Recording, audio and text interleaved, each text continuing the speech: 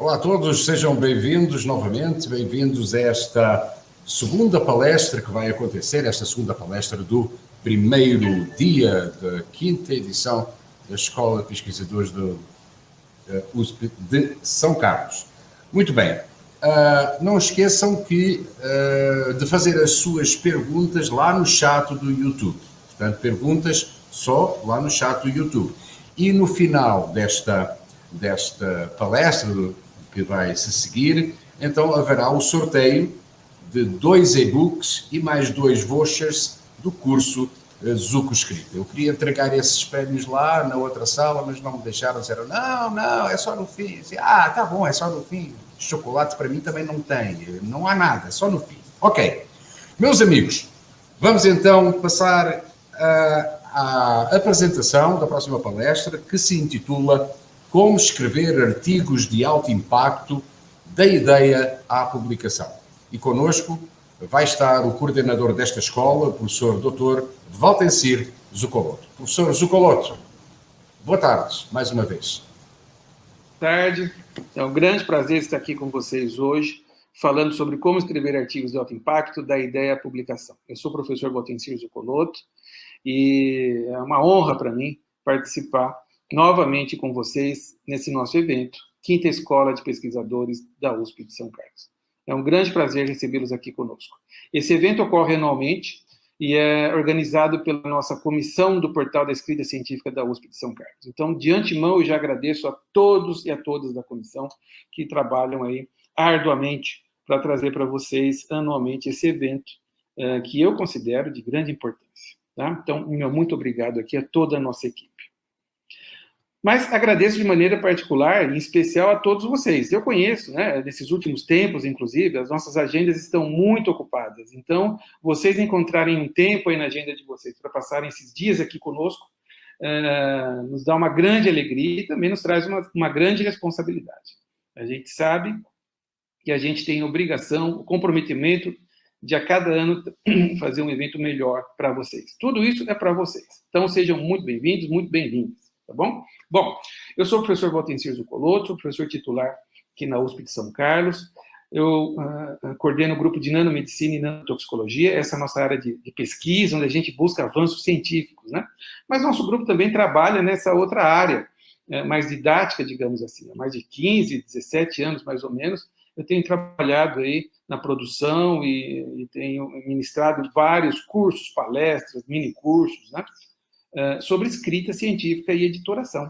Então, nessa área, eu me aproveito aí da experiência que eu tenho tido como editor, trabalho como editor-chefe de uma revista, nessa especialidade Frontiers in Sensors, especialidade Biosensors, sou editor-chefe de especialidades, uma revista suíça, e também atuo já há alguns anos como editor de uma série de livros da editora Springer Nature, A série se chama Nanomedicine e Nanotoxicology.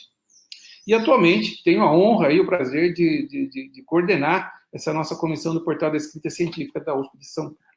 Então, vamos lá, pessoal, vamos para a nossa apresentação. Um breve outline, vocês vão perceber que é uma apresentação que tem mais ou menos 3 grandes partes. Uma parte inicial é uma motivação, falando sobre formação de cientistas, que eu considero muitíssimo importante. Depois a gente vai falar de escrita científica e, no final, aqui a gente vai falar do processo editorial, toda a dinâmica editorial e, o mais importante, como que a escrita científica ajuda, faz muita diferença nas decisões aí sobre o seu manuscrito, certo? Nas decisões editoriais.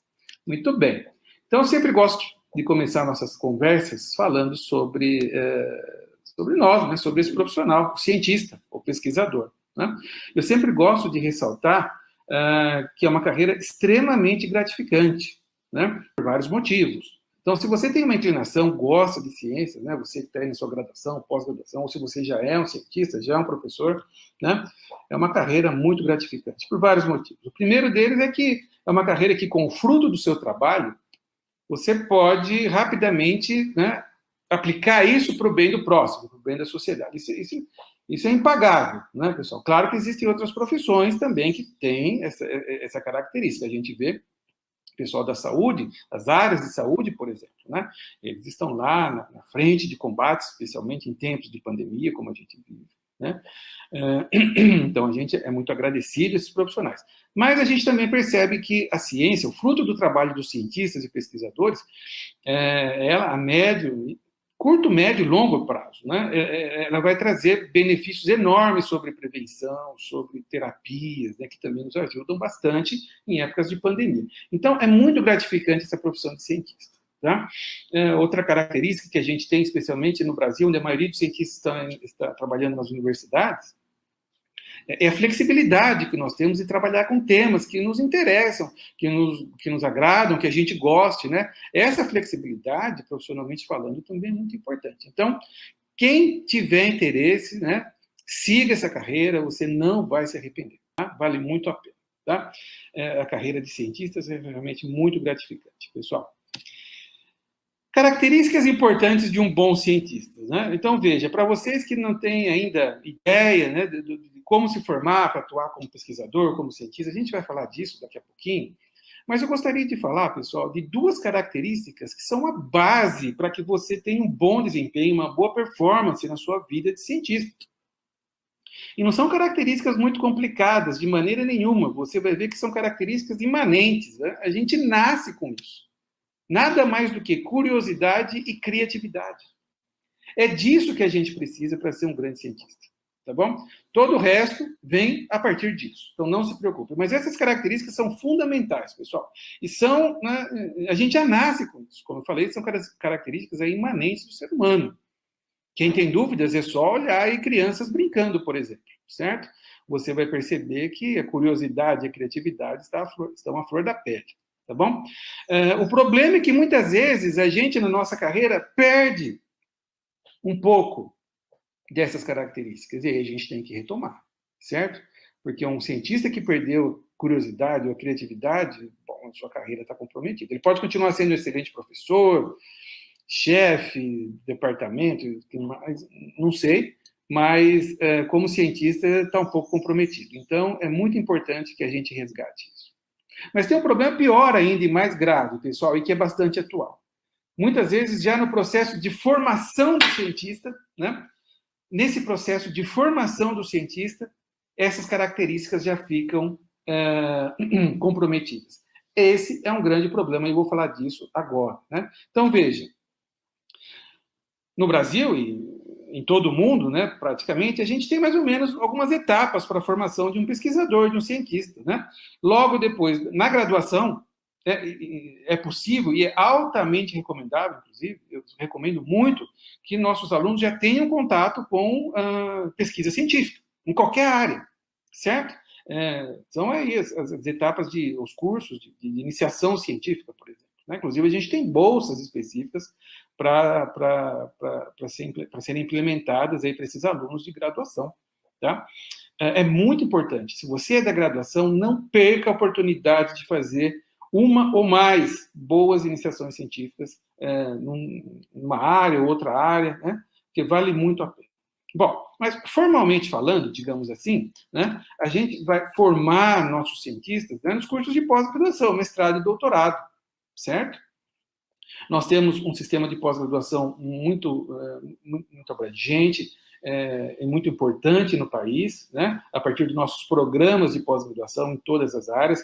Esses programas de pós-graduação no país são coordenados pela CAPES, que faz um excelente trabalho, né? E é principalmente nessas duas etapas aqui que você tem a formação do cientista propriamente disso, mas não necessariamente só nessas etapas. É que ao final do doutorado, a pessoa já está habilitada a atuar como professor universitário, um cientista, um pesquisador e assim por diante, tá bom? Lembrando, né, pessoal, é mais ou menos a linha que se segue tradicionalmente, o mestrado, depois do doutorado, mas há a possibilidade também de você fazer doutorado sem o mestrado, né? É o que a gente chama de doutorado direto.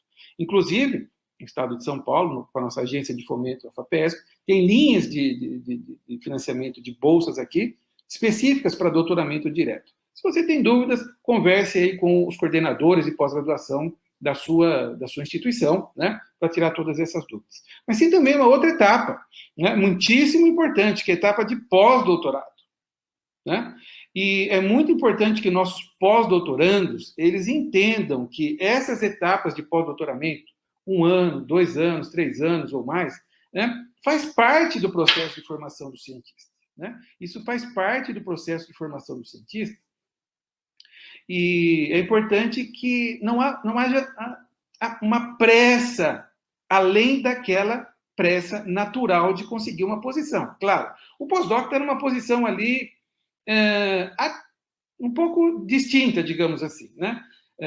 Ele não é um aluno, né? Ele não se sente um aluno, ele não é mesmo, ele é um pesquisador, e também não é um professor. Muitas vezes ele não tem ainda uma posição, né? Como professor, como pesquisador. Mas isso faz parte da etapa. Então, meu primeiro conselho aqui vai para os pós-docs. Eu tenho muitos pós-docs no momento, nosso grupo, temos muitos pós-docs aqui trabalhando conosco. Já supervisionei aí mais de dezenas de pós-doutorandos aqui no nosso grupo, na minha carreira científica. Então, eu percebo essa ansiedade. É uma ansiedade que é para ser natural, tá? De conseguir logo uma posição, de passar logo num concurso e assim por diante. Isso não é ruim, a não ser naqueles momentos em que essa ansiedade começa a atrapalhar a sua performance, né? Então, eu percebo que muitos pós-docs, às vezes, eles preferem se concentrar em projetos mais simples, projetos não tão ousados, porque esses projetos mais de alto risco, mais ousados, pode demorar um pouco mais de tempo para você ter resultados, ter grandes artigos. Então, eles preferem, talvez, os projetos onde eles estão mais dentro da sua zona de conforto, talvez, né? Que tenham, talvez, né, hipoteticamente, mais publicações. Mas talvez esse não seja o melhor caminho. A gente tem sempre que olhar para a qualidade, né, para o impacto das nossas pesquisas. Então, é uma reflexão que eu coloco aqui para os nossos pós-docs, tá? Não tenha pressa. A sua posição vai aparecer no momento certo, né? Enquanto você é pós-doutorando, aproveite essa etapa. Certo? Aproveite desenvolvendo grandes projetos. Você que é um pós-doc, você está na linha de frente da pesquisa no mundo todo. Tá? Então, o nosso sistema aqui de formação de pesquisadores precisa e conta muito com você. Tá bom? Muito bem, pessoal. Então, o que a gente faz nesses nossos cursos, nessa primeira parte aqui mais motivacional, digamos assim, né? Tentando motivá-los, né? Expor um problema que eu, particularmente, tenho visto nos últimos anos, né? Principalmente na nossa pós-graduação, mas também afeta os pós-docs, né? Com relação a esse desânimo que surge, né? Nos nossos alunos de pós-graduação e nos pós-docs. Isso pode ser um problema, pessoal, tá? A gente percebe aí nos nossos alunos em mestrado, doutorado, uma ansiedade muito grande, um desânimo, né? Essa ansiedade pode atrapalhar em algum momento a sua performance, pode evoluir para um quadro que é mais complicado, de depressão e tudo mais. A gente entende todos os fatores que podem ser estressantes na pós-graduação. Há uma competitividade muito grande por recursos, por bolsas, né? Talvez haja uma competitividade também muito grande dentro dos grupos de pesquisa, né? Uma certa incerteza com o futuro, né? Há motivos para essa preocupação, mas não deixe isso atrapalhar a sua performance, tá? Esse é um ponto muito importante. Então, a gente gostaria de dar uma mensagem, trazer essa mensagem para vocês, né? Todos nós nascemos com curiosidade, com criatividade, certo? O que eu quero trazer para vocês aqui é resgatar isso de novo na sua pós-graduação. Se você está um pouco satisfeito com o seu projeto, com a área que você está trabalhando, ou eventualmente até com o seu supervisor, orientador, tenta resolver isso da maneira mais rápida possível, tente resolver isso da maneira mais rápida, mais amigável possível, né? Tente olhar com outros olhos, porque você precisa resgatar essas características para estar animado para fazer pós-graduação, para desenvolver um bom trabalho de doutorado, um pós-doc e assim por diante. Tá? Resgate isso é muito importante. Tá bom? Ou seja, o que eu estou falando aqui é como não deixar de ser um cientista. Não é como formar cientistas, né? É como resgatar aquelas características que você já tem, tá? Desde criança. Então, isso é muito importante. O que a gente tem observado, né? Os alunos entram na graduação e para muitos né, para a grande maioria, é um motivo de grande alegria. Muitos têm uma mudança de hábitos de vida aí, talvez seja a primeira vez que saem de casa, vão morar sozinhos, né? Então, a gente percebe essa alegria na graduação. E essa alegria, esse ânimo, a gente, inclusive, enxerga isso refletido nas atividades, na performance dos alunos de graduação. Vocês devem ter conhecimento desses eventos, por exemplo, chamados de hackathons, né? São eventos organizados por equipes, onde é colocado um problema, isso é para várias áreas, né? Onde é colocado aí um problema, e essas equipes têm que resolver, trazer ideias para resolver um determinado problema, um determinado tempo. E acompanhando alguns desses, pessoal, você vê que as ideias ali são fantásticas. Então, eu acho que isso tudo é reflexo dessa alegria, desse ânimo que nós temos na graduação. O problema é que quando o aluno vai para a pós-graduação, muitas vezes a gente não enxerga esse ânimo. O que a gente enxerga são alunos estressados, irritados, muitas vezes alunos tristes, desanimados, e, como eu já disse também, em alguns casos você tem aí crises de depressão e tudo mais. Isso é o que não pode acontecer. Então, reflita nessa, não sei em que momento da sua carreira você está, mas se você está desanimado, estressado, reflita, resgate de novo essa alegria, esse ânimo, para terminar esse seu estágio de formação de pesquisador, tá bom? Trabalhe nisso. O que a gente precisa é de alunos animados na nossa pós-graduação, a gente precisa de pós-docs com pensamento aí arrojado, ousado para fazer pesquisa de altíssimo nível, animado. Não se preocupem muito, além do normal, além do natural, sobre o que vai acontecer no futuro. Isso pode atrapalhar o seu presente. Então, essa é a mensagem que eu gostaria de deixar para vocês aqui. Tudo bem? Bom, continuando, pessoal. Afinal de contas, o que é fazer ciência? E agora a nossa palestra começa a funilar um pouco mais dentro do tema aqui da escrita científica, certo? Então, a gente começa aqui com uma reflexão, aqui um pensamento, O que é fazer ciência? Tá? Eu recomendo que, se vocês, aos que puderem, que tiverem tempo, sempre vale a pena olhar um pouco lá atrás, filosofia das ciências, Isso é muito legal, isso é muito importante, tá bom? Mas, olha, de maneira extremamente rápida aqui, o que é fazer ciência? Esse é um ponto muito importante para nos ajudar, para nos guiar ao longo aqui dessa nossa apresentação. Porque daqui a pouco eu vou falar aqui sobre escrita científica e vou falar sobre artigos científicos, Então, eu quero tentar entender qual é o papel do artigo científico na vida do cientista, certo? Muito bem. Vocês sabem que quem escreve artigos científicos é o cientista, é o pesquisador. Ele é o profissional responsável por essa tarefa, claro, Mas uma pergunta que eu gostaria de deixar aqui é a seguinte: será que a atividade fim de um cientista, de um pesquisador, é publicar artigos? Pura e simplesmente? Vamos analisar um pouquinho. Eu acho que não, certo? Para entender isso, vamos entender o que é fazer ciência. Então, da maneira mais simples possível, pessoal. Fazer ciência é, a partir de um determinado problema, de uma pergunta, de uma hipótese, de uma determinada situação, de uma determinada curiosidade a respeito do mundo que nos serve, certo? A gente aplica um conjunto de procedimentos ordenados pela lógica, que a gente vai chamar de método científico. Esses, daí a interface com a filosofia, certo? A lógica aí, nos traz essa interface com a filosofia, para que no final a gente, comprovando aquela curiosidade, aquela hipótese, a gente faça avançar a fronteira do conhecimento numa determinada área, certo? De maneira mais simples possível, pessoal, fazer ciência é isso, Mas na prática, como que isso acontece? Bom, vamos pensar um pouquinho. Imagina que eu tenho aqui no meu grupo de pesquisa um aluno, uma aluna, que encontrou aqui, desenvolveu uma molécula que cura 99% dos casos de tumor de câncer de mama. Ótimo. Isso é um grande resultado. É um grande avanço? Não. Esse resultado está dentro do meu grupo de pesquisa. Ninguém sabe disso. Bom, mas aí o aluno, a aluna publicam esse resultado numa tese, escrita em inglês, deixa a tese disponível no banco de teses para todo mundo. Quem quiser ter acesso a todos os detalhes está lá. Já é um avanço agora?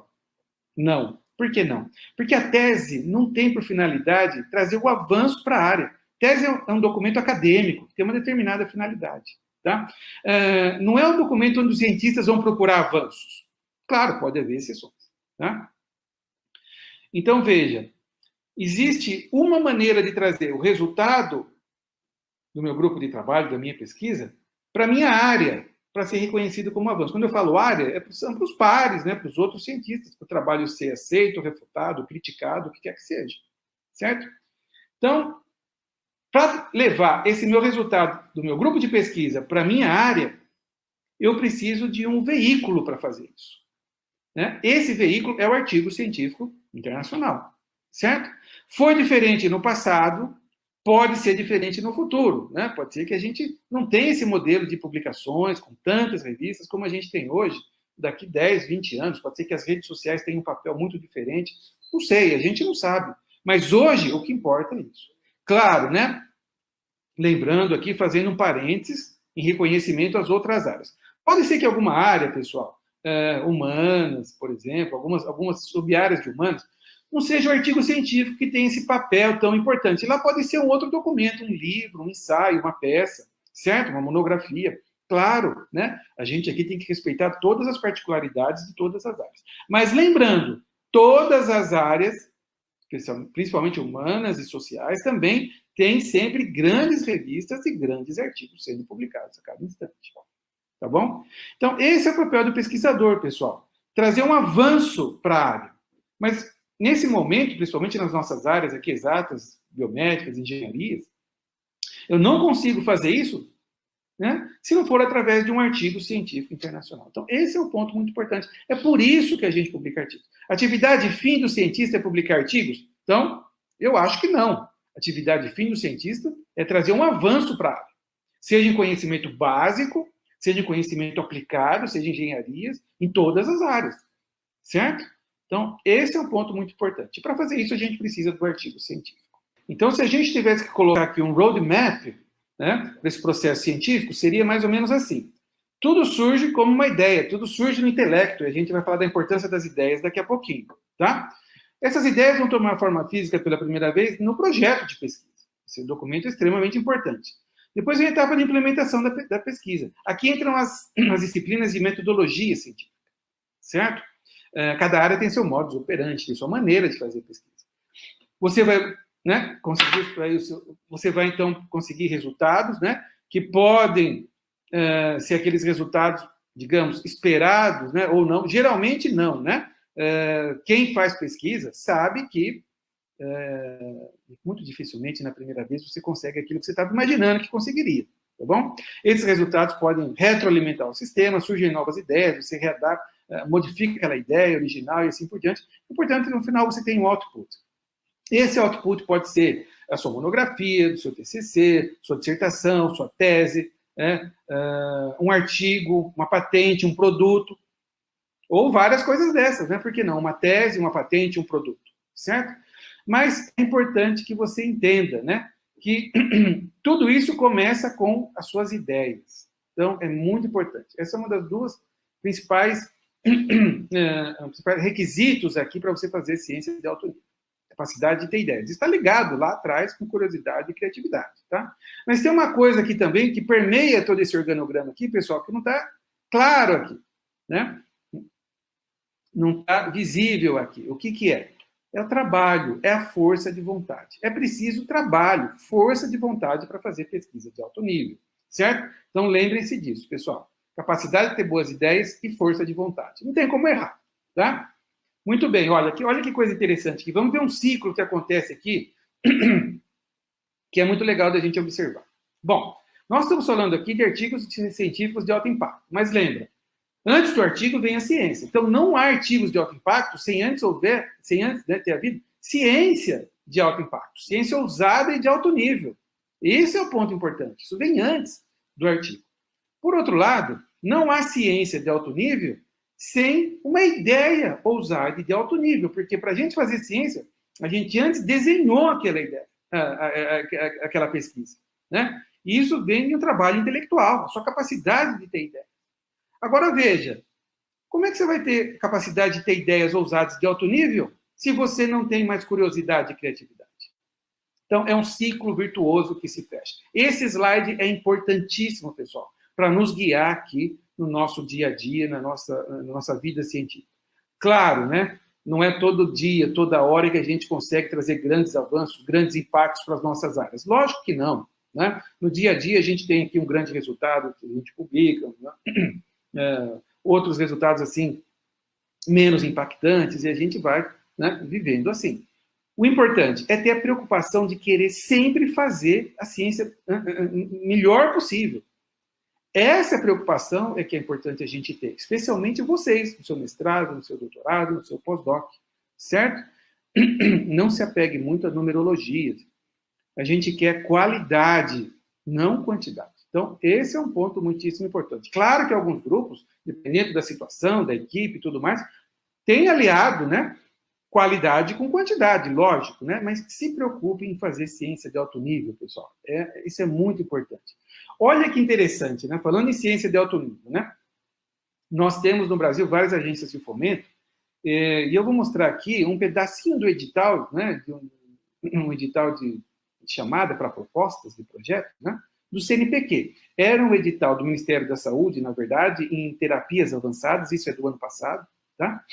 E lá no meio do edital, né, então os cientistas iam, né, escrever um projeto e submeter para esse edital. Né? Nosso grupo, inclusive, submeteu e foi contemplado aqui com um projeto nessa linha. Tá? Então, veja, lá no meio do edital, o edital pede assim, ó, para todas as linhas de chamada, é desejável que as propostas tragam soluções audaciosas e claramente diferenciadas. Olha a palavra que o CNPq está usando. Tá? Nesse ano também, a gente teve na FAPESP, que é a agência de fomento aqui do Estado de Pesquisa do Estado de São Paulo, né? Os editais, um edital aberto para os CEPIDs. Né? CEPIDs são Centros de Pesquisa, Inovação e Difusão da FAPESP, são os maiores projetos apoiados pela FAPESP, né? Milhões de reais, dezenas de milhões de reais por 10, 12 anos. Né? E olha que o edital do CEPIDs pedia lá em algum lugar dentro do edital. Os CEPIDs devem realizar pesquisas ousadas, de excelência e assim por diante. Então, veja, CNPq está falando de pesquisas audaciosas. FAPESP pedindo pesquisas ousadas, né? Não, você ainda tem dúvidas de que esse é o caminho, né? Fazer pesquisas ousadas e de alto nível. Concentre-se nisso, tá bom? Isso é muito importante.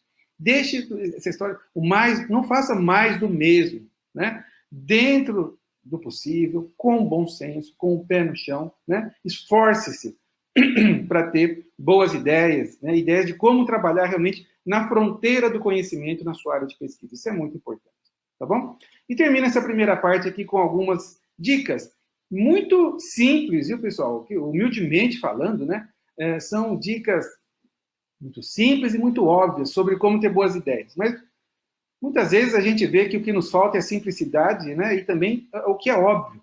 Primeiro, para eu ter boas ideias na minha área de pesquisa, sobre o que fazer, sobre qual problema resolver, é importante que eu conheça a minha área de pesquisa, senão eu não consigo. Né? Quem faz pesquisa é gente, então conheça as pessoas. Quem são os principais grupos, os principais pesquisadores nessa sua área no Brasil e no exterior? Acompanhe esses grupos. Tá? Quais são as principais revistas científicas na sua área de pesquisa? Se você não conhece quais são as principais revistas na sua área de pesquisa, como você vai procurar os avanços para estar ali up to date? Não tem como. Então é muito triste quando a gente vê que pós-docs, ou até mesmo alguns professores novos, né? Demoram a responder quando a gente pergunta, né, quais são as 5 principais revistas científicas na sua área. Né? Então, isso tem que estar na nossa cabeça, pessoal, rapidamente. Tá? E não é fácil, não é difícil a gente responder esses dois quesitos aqui. Né? Com a internet, hoje, você conhece todos os grupos que estão trabalhando na sua área. Com a internet também, você tem acesso a todas as revistas. Conversa com o seu orientador, com o seu supervisor. Nas revisões bibliográficas, que é outro ponto que eu vou falar agora, vão aparecer quais são essas revistas. Tá? Você precisa disso para ter o mapa da área na sua cabeça. Né? Então, como já falei, faça revisões bibliográficas com frequência, pessoal. Principalmente em áreas aí, mais da atualidade, em algumas áreas, né, os avanços são mais rápidos do que outros. Certo? A gente percebe áreas hoje biomédicas, né? Algumas áreas de exatas, os avanços são muito rápidos, não que as outras áreas não sejam, claro que não, tá? Não é isso. Mas em algumas áreas os avanços são mais rápidos do que em outras áreas. Se você passar aí 6 meses, 1 ano sem fazer a revisão bibliográfica na sua área de pesquisa, pode ser que você já perca o bonde, digamos assim. Né? Então, pessoal, nunca foi tão fácil fazer revisão bibliográfica com uma boa base de dados, né? Conheça as bases de dados, acesse, faça a revisão bibliográfica, cada 30 dias, a cada 60 dias. Isso é importantíssimo. Limite ali no último ano, nos últimos 3 anos, né, a sua pesquisa. Tá? Se você tiver dúvidas, vá até as bibliotecárias, os bibliotecários da sua instituição, eles vão ajudar você com essa parte, né? Não tenho dúvidas. Aqui na nossa escola de pesquisadores, a gente sempre traz cursos para falar sobre revisão bibliográfica, acesso à base de dados e assim por diante. E o mais importante, mexa-se, né? Estude esses artigos, pergunte, tenha ideias, teste essas ideias, vá, se você é experimental, né? Vá para o laboratório, teste essas ideias, certo? Mas o mais importante aqui, pessoal, pense. Qual foi a última vez que você parou 10 minutos num dia, longe do celular, só com uma folha em branco e uma caneta na mão, para pensar sobre o seu trabalho, sobre o que fazer no seu trabalho? Você precisa desse tempo. Porque não adianta nada a gente falar tanto em ter boas ideias, em conhecer minha área, ter o mapa da área na minha cabeça, saber onde está a fronteira do conhecimento na minha área, mas se eu não paro para dar vazão às ideias, as ideias não vêm para o papel, não adianta. Certo? Claro, isso já aconteceu comigo também, né? Pode ser que você sonhe com uma solução aí para o seu trabalho, tenha uma ideia sonhando, isso é ótimo, né? Mas não é muito frequente, tá? Então, pare durante 5, 10 minutos durante o dia para pensar sobre seu trabalho. Esse é um exercício fantástico, pessoal. Muito bem. Pessoal, não existe ciência sem comunicação. Ninguém acende uma vela para deixar debaixo de uma vasilha, certo? Está lá, inclusive, nos evangelhos. Ninguém tem um grande resultado para deixar dentro da sua gaveta. Então, ciência e comunicação vêm juntos. E há, basicamente, 2 níveis em que a gente comunica ciência. Um é para os pares, para os cientistas, e outro é para a sociedade. Aqui na comunicação para os pares, entra o artigo científico, que é disso que a gente trata nessa nossa conversa de hoje. Mas existe também outro nível, né, de comunicar, de levar a ciência para a sociedade.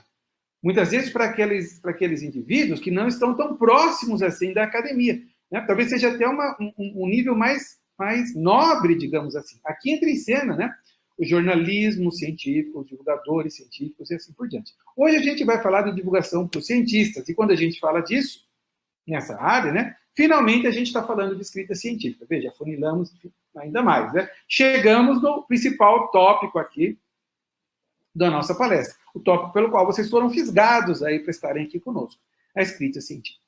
Certo, pessoal? Então vamos lá.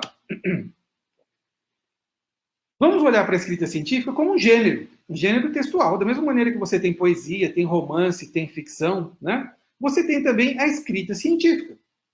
Quando você pega uma poesia para ler, rapidamente seu cérebro enxerga aquilo como uma poesia. Como que isso acontece? Bom, ele vai ver quais palavras estão ali, vai ver como essas palavras estão combinadas, né, a grosso modo, né? E percebe qual é o gênero. O mesmo acontece com a escrita científica. Tem características que são próprias desse gênero. Vamos falar das principais delas. Né? Conhecer essas características é fundamental, pessoal. Não vou dizer que conhecendo essas características você vai ser fácil o processo de escrita de um grande artigo. Não é. Escrita de artigos científicos exige trabalho, né? Claro, não é fácil, mas com o tempo, com treinamento, com dedicação, vai ficando menos difícil, sem dúvida alguma.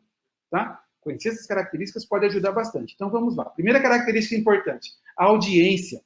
Claro que todo mundo que escreve alguma coisa espera que alguém leia. Né? A audiência é importante para todos os gêneros. Mas a escrita científica tem um aspecto muito importante, uma particularidade. Antes de escrever, eu tenho que saber quem vai ler. Como isso acontece? Né? Em todas as áreas, praticamente, nós temos revistas que são muito específicas, só tratam sobre aquele subtema, sobre aquele tópico, né, dentro da sua área, e revistas que são mais amplas, de escopo mais geral. Publicam sobre aquilo, mas publicam sobre outros tópicos também. Essas revistas mais amplas, né, estão aí. Nature, Science, por exemplo, certo?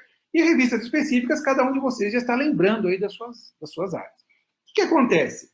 Se eu vou escrever para uma revista muito específica, pessoal, a audiência também é específica. São só os meus pares, a minha sociedade acadêmica que, por via de regra, né, vai ler, vai se interessar por essas revistas bem específicas.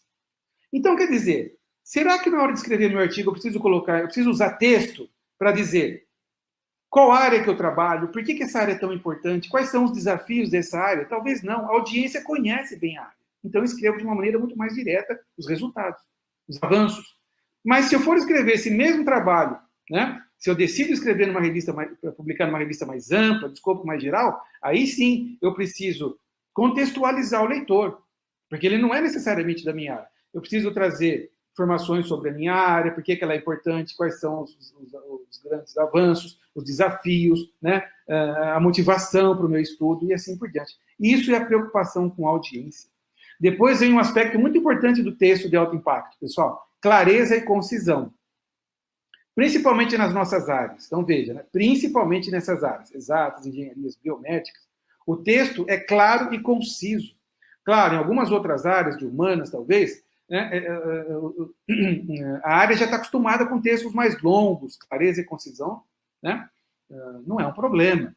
Nas nossas áreas aqui, pode ser um aspecto não muito bom, um texto muito longo, certo? Em algumas situações. Nas nossas áreas exatas, biomédicas, engenharias, o texto de alto impacto ele é claro e conciso. Claro que nas outras áreas, onde a concisão não é tão importante, clareza é sempre muito importante para todas as áreas. Né? Mas concisão é importante, né, nessas áreas que eu mencionei.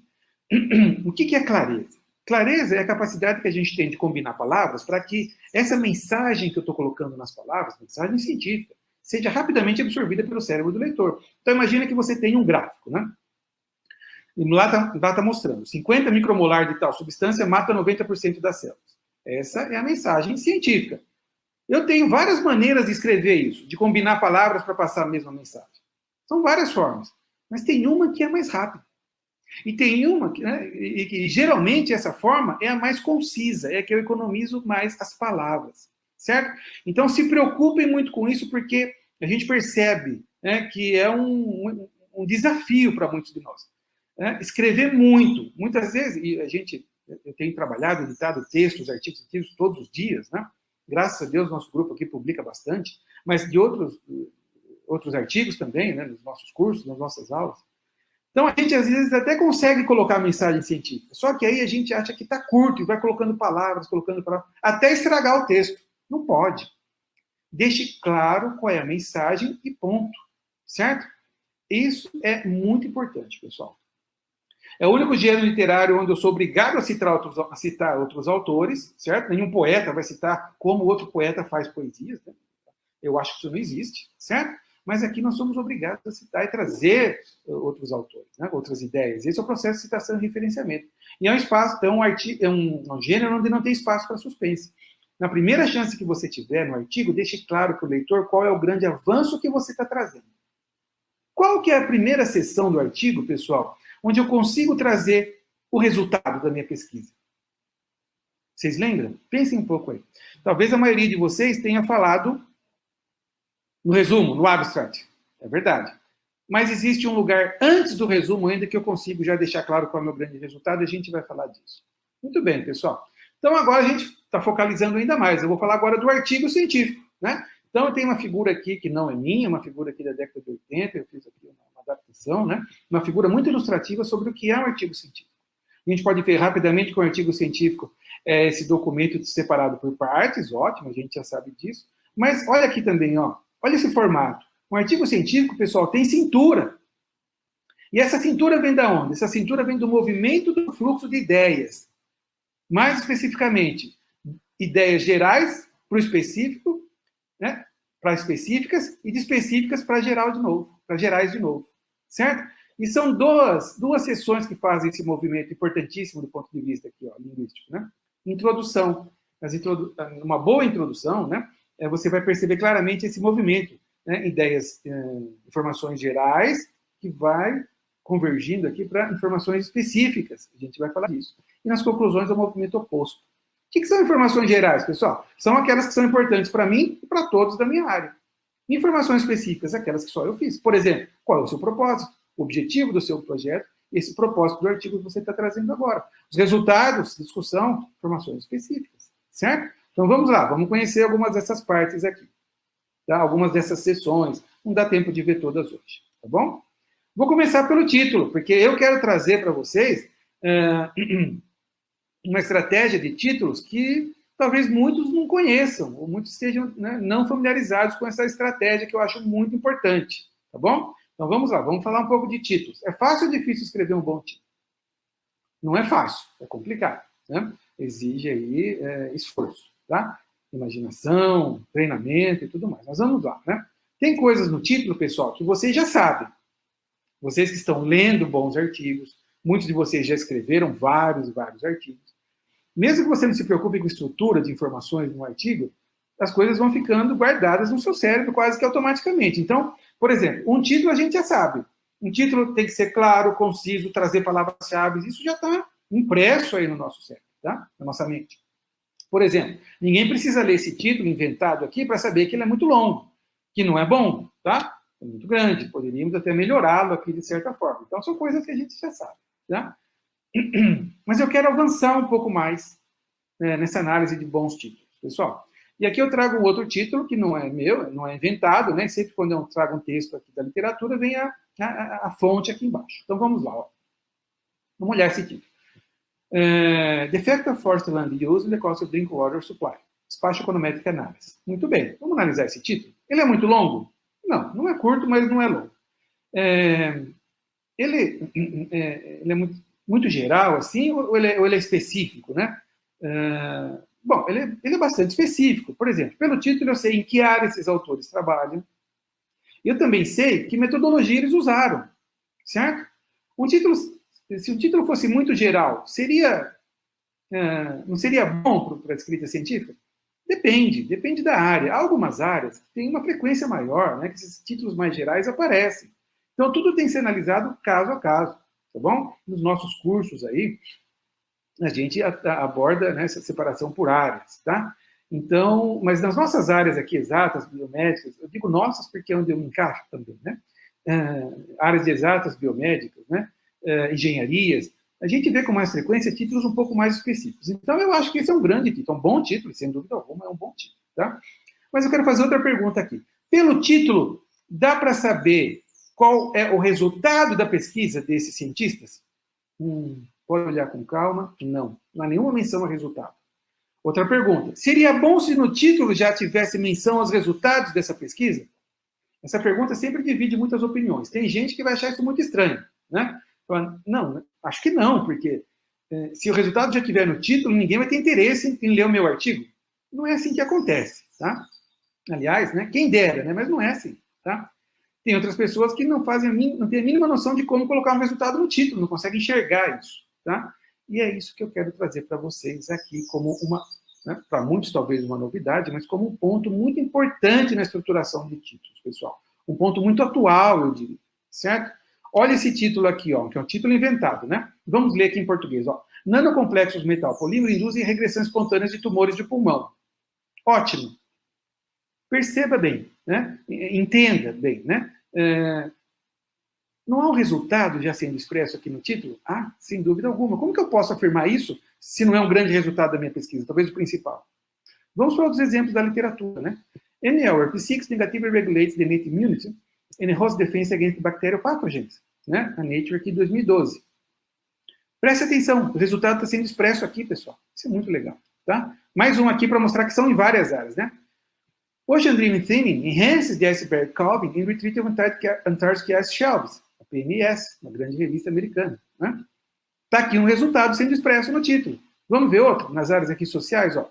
People as sensors, mass media and local temperature influence the climate change discussion on Twitter. O resultado está sendo expresso aqui, pessoal, tá? Aqui nas áreas médicas, ó. Allosteric MEK inhibitors act on BRAF-MEK complex to block MEK activation. O resultado está sendo expresso aqui. Então, vamos entender como essa estrutura que os autores aqui estão usando. Como que eu coloco o resultado no título? Então, é simples, não é difícil. Mas entenda bem, ó. Nós estamos colocando, primeira coisa, uma afirmação. Os autores estão colocando uma afirmação. Há uma ação, alguma coisa está acontecendo. E vocês sabem que na ação, a palavra mais importante é sempre o verbo. Então, o verbo faz toda a diferença. Olha aqui, ó. Induz, regulates, enhances, influence, block e assim por diante. Pessoal, então, eu coloco o meu título na forma de uma afirmação, de um statement, e eu coloco essa ação. Alguma coisa está acontecendo. Eu adapto, eu trago o meu principal resultado para ser expresso aqui na forma de uma ação. Não é difícil, pessoal. Né? Entendendo um pouco essa estrutura, não é difícil. E é uma coisa que a gente tem visto com muita frequência, vale muito a pena essa dica. Sempre que possível, tente estruturar seu título dessa forma. Eu acho que vale muito a pena. Para vocês terem uma ideia, né? Dados bastante atualizados. Na revista PNS, que é Proceedings of the National Academy of Sciences americanas, né? Aqui no fascículo de setembro, né, desse ano. Essa revista publica artigos em todas as áreas. Nas áreas médicas, aqui, em Biological Sciences, por exemplo, né, havia 51 artigos publicados. Desses 51 artigos, 24 já traziam resultado no título. Então, veja que é uma estratégia que vale muito a pena. Essa é a dica, né, que eu gostaria de deixar aqui sobre títulos para vocês. Né? Não é difícil estruturar um título dessa maneira. Muito bem, continuando aqui, vamos falar de abstracts, tá bom? Pessoal, é fácil ou é difícil escrever um bom abstract? Bom, depende, né? Se você não sabe o que é um abstract, pode ser muito difícil, isso é muito complicado mesmo. Mas se você sabe o que é um abstract, em termos de estrutura, o que colocar no começo, no meio, no final do texto, de um abstract, que é um parágrafo, não fica difícil. O que a gente está trazendo para vocês aqui é exatamente isso. Né? É um modelo, é uma estrutura, um arranjo de informações, né, que aparecem, né, com muita frequência em todos os artigos muito bem escritos, em todas as áreas. Eu vou mostrar isso para vocês. Né? Esse modelo não somos nós que propomos, isso está aí na literatura. Inclusive, vários linguistas já estudaram esse tipo, essa estruturação de abstracts. Né? É uma maneira de estruturar informações num abstract, né, bastante típica. O abstract é uma seção bastante preservada dos artigos científicos. Né? E esse modelo, essa estrutura, é essa daqui, Um abstract, digamos, completo, ele traz todas essas partes: contextualização, gap, propósito, metodologia, resultados e conclusões. O que é cada uma dessas partes eu vou falar daqui a pouco. Tá? Mas lembre, um abstract é um texto, é um parágrafo, né, 150, 250 palavras, certo? Então, cada uma dessas partes vai aparecer como uma ou duas, algumas sentenças, tá? Mas é uma estruturação que vale muito a pena. E para mostrar que isso está aí, que vale a pena a gente entender isso, né, eu vou trazer alguns exemplos da literatura. Claro, né? Ninguém precisa ler isso que está em tela. É um abstract de um artigo de uma revista aqui, de grande revista, Nature Materials, de grandes cientistas também. E aí eu fiz uma coisa aqui que eu recomendo que vocês façam para os artigos da sua área. Pegue um bom artigo, pegue um abstract, imprima o abstract, sente com uma caneta na mão e leia sentença por sentença para ver se ele bate com alguma dessas partes, dessas informações aqui. Quando eu fiz isso aqui nesse abstract, eu vi que é exatamente a sequência que a gente estava mostrando lá, certo? Essa é exatamente a sequência que foi publicada. Então vamos lá, contextualização. São aquelas primeiras sentenças onde o autor fala qual é a grande área e qual a importância da grande área. Depois vem o gap, ou lacuna. Aqui onde o autor vai falar dos problemas, dos desafios da área, o que não se sabe, o que tem que ser melhor estudado, o que tem que aumentar a performance, aumentar a eficiência, diminuir custos. É o que não se sabe ainda. Depois vem o propósito. O que é o propósito? É você dizer o que você fez e o que você está trazendo nesse artigo. Nesse artigo nós trazemos um novo método para desenvolver tal coisa. Metodologia, resultados importantíssimos, traga seus resultados e as conclusões. Uma frase ou duas de conclusões. O que são as conclusões aqui, pessoal? É mostrar para a audiência como que seu trabalho contribui para a grande área ou para outras áreas. Essa é uma frase de conclusão, certo? Então veja que essa estrutura aparece e vale muito a pena a gente utilizar. Bom, trago aqui outro exemplo agora. Esse é um abstract que eu já separei aqui, mas ele é um texto corrido, já separei aqui, ele é de uma outra revista, Lang.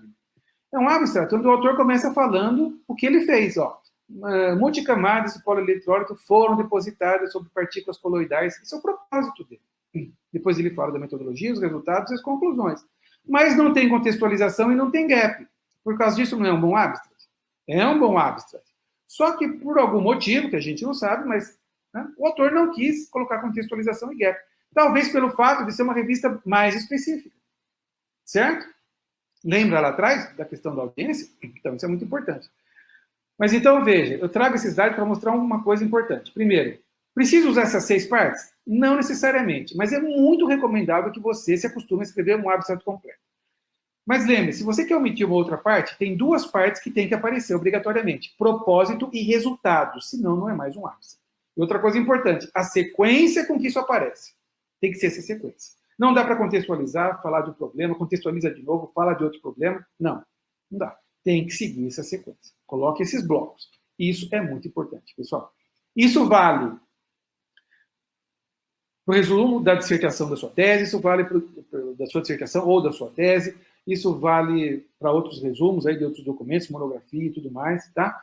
Então, é uma estrutura de abstract ou de resumo muito importante, tá? Mas chama a atenção aqui, pessoal, ó, é uma estrutura que vale para artigos regulares, tá? Olha esse texto aqui, ó. Quando a gente faz, também da Nature Biotechnology, né? Quando a gente faz a contextualização aqui, quando a gente faz a classificação das sentenças, o que eu obtive foi isso, ó. 80% de contextualização e 20% de gap. Mas isso é diferente do que a gente está vendo. Sim, o que acontece aqui? Esse é um artigo de revisão. Então, um artigo de revisão deve ter uma estrutura aí diferente. O resumo de um artigo de revisão é diferente do resumo de um artigo regular. Porque aqui não faz sentido falar de um resultado, a gente está trazendo 200, 300 artigos com 300 resultados, né? O que é importante aqui, né? Falar rapidamente sobre um abstract com artigo de revisão, né? Contextualização, falar sobre a área e tudo mais, falar as características importantes da área, falar sobre os problemas, né? E talvez, não consta aqui, mas talvez também, né, falar sobre as perspectivas, né? O que você aponta para que a área continue evoluindo e assim por diante. Então, seria uma ótima maneira de escrever um artigo um abstract de um artigo de revisão. Mas não é esse o foco da nossa apresentação de hoje, né? A gente está falando sobre os artigos regulares. E agora o que eu trago para vocês são alguns exemplos de várias áreas para mostrar que isso, né, permeia por praticamente todas as áreas. Olha aqui, ó, Applied Geography. Tem sido bastante aceitável que mudanças climáticas influenciam a migração humana, papapá. Isso é contextualização, pessoal. Depois vem aqui, ó, however, né, alguma coisa, né, ainda está faltando. Esse é o gap. Depois vem aqui, ó, in this study, nesse estudo nós vamos melhorar esse gap analisando tal coisa. É o que eles fizeram. Resultados e conclusões. Duas coisas importantes para anotar aqui, ó. Todo gap, pessoal, vai trazer essas palavrinhas como expressões however, although, but, né? Ou coisas do tipo. Porque são essas palavrinhas que vão fazer a inversão do fluxo de ideias. Quando eu estou contextualizando, eu estou falando da minha área, que ela é boa, ela é importante, assim por diante. Agora eu vou mudar, eu vou falar quais são os problemas da área. Essas palavrinhas trazem essa conotação. However, although, but. Então, são típicas de gap, tá? Assim como essas expressões in this study, in this paper, ou simplesmente here, né? São expressões para introduzir o seu propósito. Então, pessoal, não é difícil escrever um bom abstract. Em várias áreas, né? Olha, esse modelo está aí, né? Em música, né? Música ciência, né? Esse artigo provê um overview conceptual com propósito, tá? Depois aqui, ó. Pesquisa e motivação em aprendizado musical tem sido... mais alguma coisa permanece, né? Remains theoretically patchy, tá? Esse é o gap, né? É a lacuna do projeto, né? Da área. E assim por diante. Vamos ver aqui outras áreas, ó. Na área de materiais, né? Nanopartículas poliméricas têm sido muito utilizadas para encapsulamento de fármacos, né? Para liberação controlada de fármacos, Isso é contextualização, ele está falando da área, pessoal, isso está em branco. Aí vem, ó, however, opa, aqui vai vir algum problema, algum gap. Apesar de inúmeros estudos, né, alguma coisa ainda é pouco entendida, tá vendo aqui, ó, poorly understood. Esse é o gap. Nós sintetizamos tal coisa, esse é o propósito, os resultados e as conclusões aqui no final. Nas áreas médicas aqui, o Science and Translational Medicine, a habilidade de se detectar células raras para se obter, né, é muito importante, isso é contextualização. Implementar tais metodologias para o uso na clínica, contudo, olha o gap, tem sido limitado por tal coisa. Para superar esses desafios, nós fizemos tal coisa. Propósito. Resultados, a parte mais importante é resultados, lógico, né? Em conclusões, olha aqui, ó. Essa técnica analítica custo-efetiva é muito apropriada para diagnóstico celular e molecular, né, de células raras na clínica. O autor está falando como o trabalho dele contribui para a grande área, ou até para outras áreas. É uma frase de conclusões, não precisa mais do que isso, tá bom? Lembrando, né, para terminar, há revistas que pedem um modelo específico. Essa é uma delas, International Journal of Nursing Studies. Se você vai publicar nessa revista, você tem que escrever da maneira como eles pedem aqui, ó. Background, Objectives, Design, Participants, Met Results, Conclusion. Não, tudo separado, né? Veja que não é muito diferente daquele nosso modelo, certo? Mas fique atento, se a revista tem um modelo próprio, você vai escrever no modelo próprio da revista. E termino falando do tal do Graphical Abstract, certo, pessoal? Muitas revistas trazem, quando você vê impressa ali na internet, né, o artigo, quando você abre, o fascículo aparece lá. O título, né, os autores, o abstract, um texto e uma figura. Essa figura é o Graphical Abstract, ou Table of Contents, né? Graph. É uma figura que tem por função fazer com que o leitor reconheça ali sua área de trabalho. Então, é uma figura que tem que ser muito característica da sua área, certo? Ela tem que ter uma qualidade gráfica muito importante, muito boa, né? Geralmente é uma figura, né, bem flexível, você pode colocar ali imagens, fotos, esquemas, desenhos, um gráfico, uma combinação de gráficos, né? Uma ilustração que remeta, né, imediatamente à sua área de trabalho. Né? Esse é o tal do Graphical Abstract. A revista é que pede. Se a revista usa isso, você é obrigado a fornecer esse Graphical Abstract se o artigo for aceito. Se a revista não traz não usa os Graphical Abstracts, né, a gente não tem como colocar, tá bom? Então, só para que vocês saibam que algumas revistas, né, trazem esse Graphical Abstract, que eu acho que é muito bom, inclusive. Tá? É uma estratégia muito boa. Certo, pessoal? Isso é que a gente tinha a falar sobre abstracts. Não é difícil escrever um bom abstract. É só lembrar dessas 6 partes: contextualização, grep, propósito, metodologia, resultados e conclusões. Não é difícil, tá bom? Treine, isso é muito importante. Continuando aqui. E uma introdução? O que eu preciso para escrever uma boa sessão de introdução? Tá? Bom, eu tenho visto aí vários materiais, né, sobre escrita científica, principalmente livros aí do exterior, e muitos autores tentam, né, ensinar como escrever uma boa sessão de introdução, né, com essa estratégia de responder perguntas, né? O que é colocado é assim, ó: quais perguntas seriam importantes de serem respondidas numa boa introdução? É uma estratégia interessante, né? Mais ou menos assim, né? Por exemplo, essa pergunta: por que essa área de estudo é importante? É uma pergunta cuja resposta deveria aparecer na introdução? Acho que sim. Quais outras perguntas? O que tem sido feito até agora? Mas eu acho que a resposta a essa pergunta deve aparecer também na introdução. E o que não foi feito? Também, né, deve ser respondido na introdução. Por que o seu estudo é importante? E o que você está trazendo no seu artigo? São todas perguntas cujas respostas eu acho que devem, eu concordo com esses outros autores, que devem aparecer na introdução. Mas eu não gosto muito de trabalhar com essa estratégia de tentar treinar a escrever boa introdução através de respostas a perguntas. Por isso eu gosto de transformar isso como, né, acontece lá para o Abstract, em classes de informações. Olha que interessante. Por que a sua área é importante? O que foi feito até agora, nós vamos chamar de contextualização e estado da arte. O que não foi feito, por que o seu estudo é importante? Isso é o gap. O que você está trazendo? Isso é o propósito. Certo? Então, essas informações, pessoal, são as bases para uma boa introdução. Claro que dependendo da sua área, dependendo de revista para revista, vão aparecer, né, algumas particularidades. Pode ser que haja subdivisões dentro da introdução, por exemplo, literature review, hypothesis formulation. Tem essas particularidades. Importante é que você reconheça isso na sua área. Isso é importante.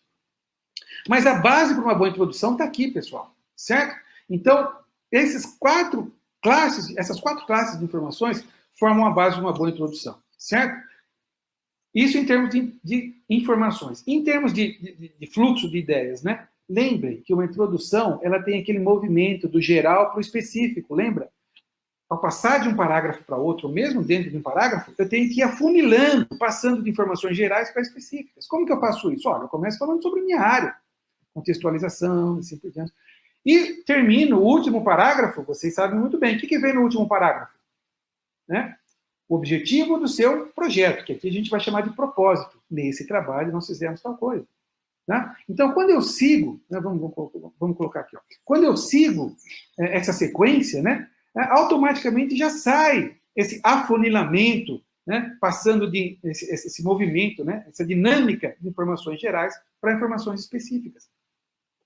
A gente pode pensar em estrutura de parágrafos aqui, né? 4, 5, 6 parágrafos. Né? Um parágrafo para contextualização, um para o estado da arte, um para o gap, um para o propósito, mas pode ter mais do que um para cada um desses, sem problema, tá bom?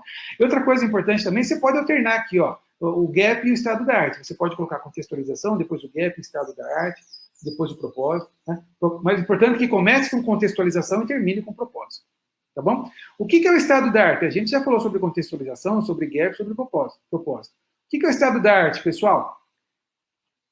É onde está a fronteira do conhecimento nesse momento. Por isso aqui eu vou trazer e vou citar aqueles artigos muito recentes que mostram onde está o avanço, onde está a fronteira nesse momento.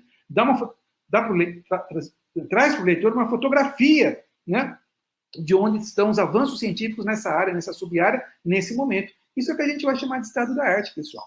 E a gente, com o nosso trabalho, tenta avançar esse estado da arte, avançar essa fronteira. Tá bom? Muito bem. Conclusões. Pessoal, não é difícil escrever uma boa sessão de conclusões, desde que você saiba o que é novamente, né? A sessão de conclusões tem por função principal mostrar a importância do seu trabalho para os leitores, para a área. Certo? Como que a gente faz isso? Bom, eu faço aqui o movimento inverso daquele que eu fiz na introdução. Aqui eu vou das informações específicas para o geral. Mas lembra, geralmente um parágrafo é suficiente para uma sessão de conclusões. Então aqui esse movimento acontece dentro do parágrafo. Pode ter mais de um parágrafo? Pode, tá?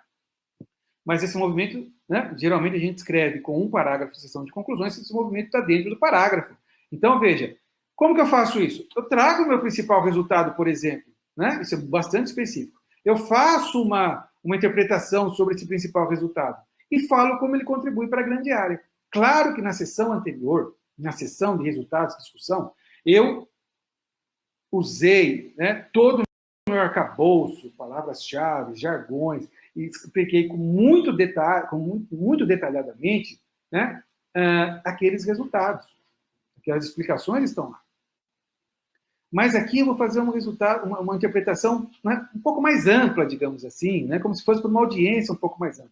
Tá? Claro, tem limitação de espaço também, certo? Eu resgato aquelas explicações mais importantes, tá? E mostro como que esses resultados contribuem para a grande área. Então, pessoal, é um parágrafo, né?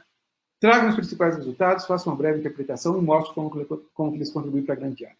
Essa seria uma boa sessão de conclusões. Então, não é difícil, tá? Nos nossos cursos, vocês podem encontrar aí na internet, né? Há exemplos, né, de textos para ficar tudo mais claro. Hoje aqui nós temos uma limitação de horário, claro, de tempo de apresentação, certo? E agora, então, já indo para a última parte da nossa apresentação, eu vou falar da parte de linguagem, pessoal. A parte de linguagem do nosso curso é muito interessante, né? Não é uma um curso de gramática, obviamente, né? É uma parte onde a gente vai mostrar que mesmo se um texto não tiver nenhum problema de gramática, de concordância, de spelling, tiver bem escrito, nenhum problema de inglês ali, mesmo assim pode ser que ele não esteja apropriado para a escrita científica. Há maneiras de reconhecer isso. E eu faço isso trazendo as principais classes de problemas que nós enfrentamos. Conhecendo essas principais classes de problemas, fica fácil para eu corrigi-los. Corrigi-los em que hora? Na hora da revisão. Daqui a pouco eu vou falar disso. A escrita científica é um processo, pelo menos, em 2 etapas. De escrita e de revisão. Não existe um sem o outro. Tá bom? Vamos lá.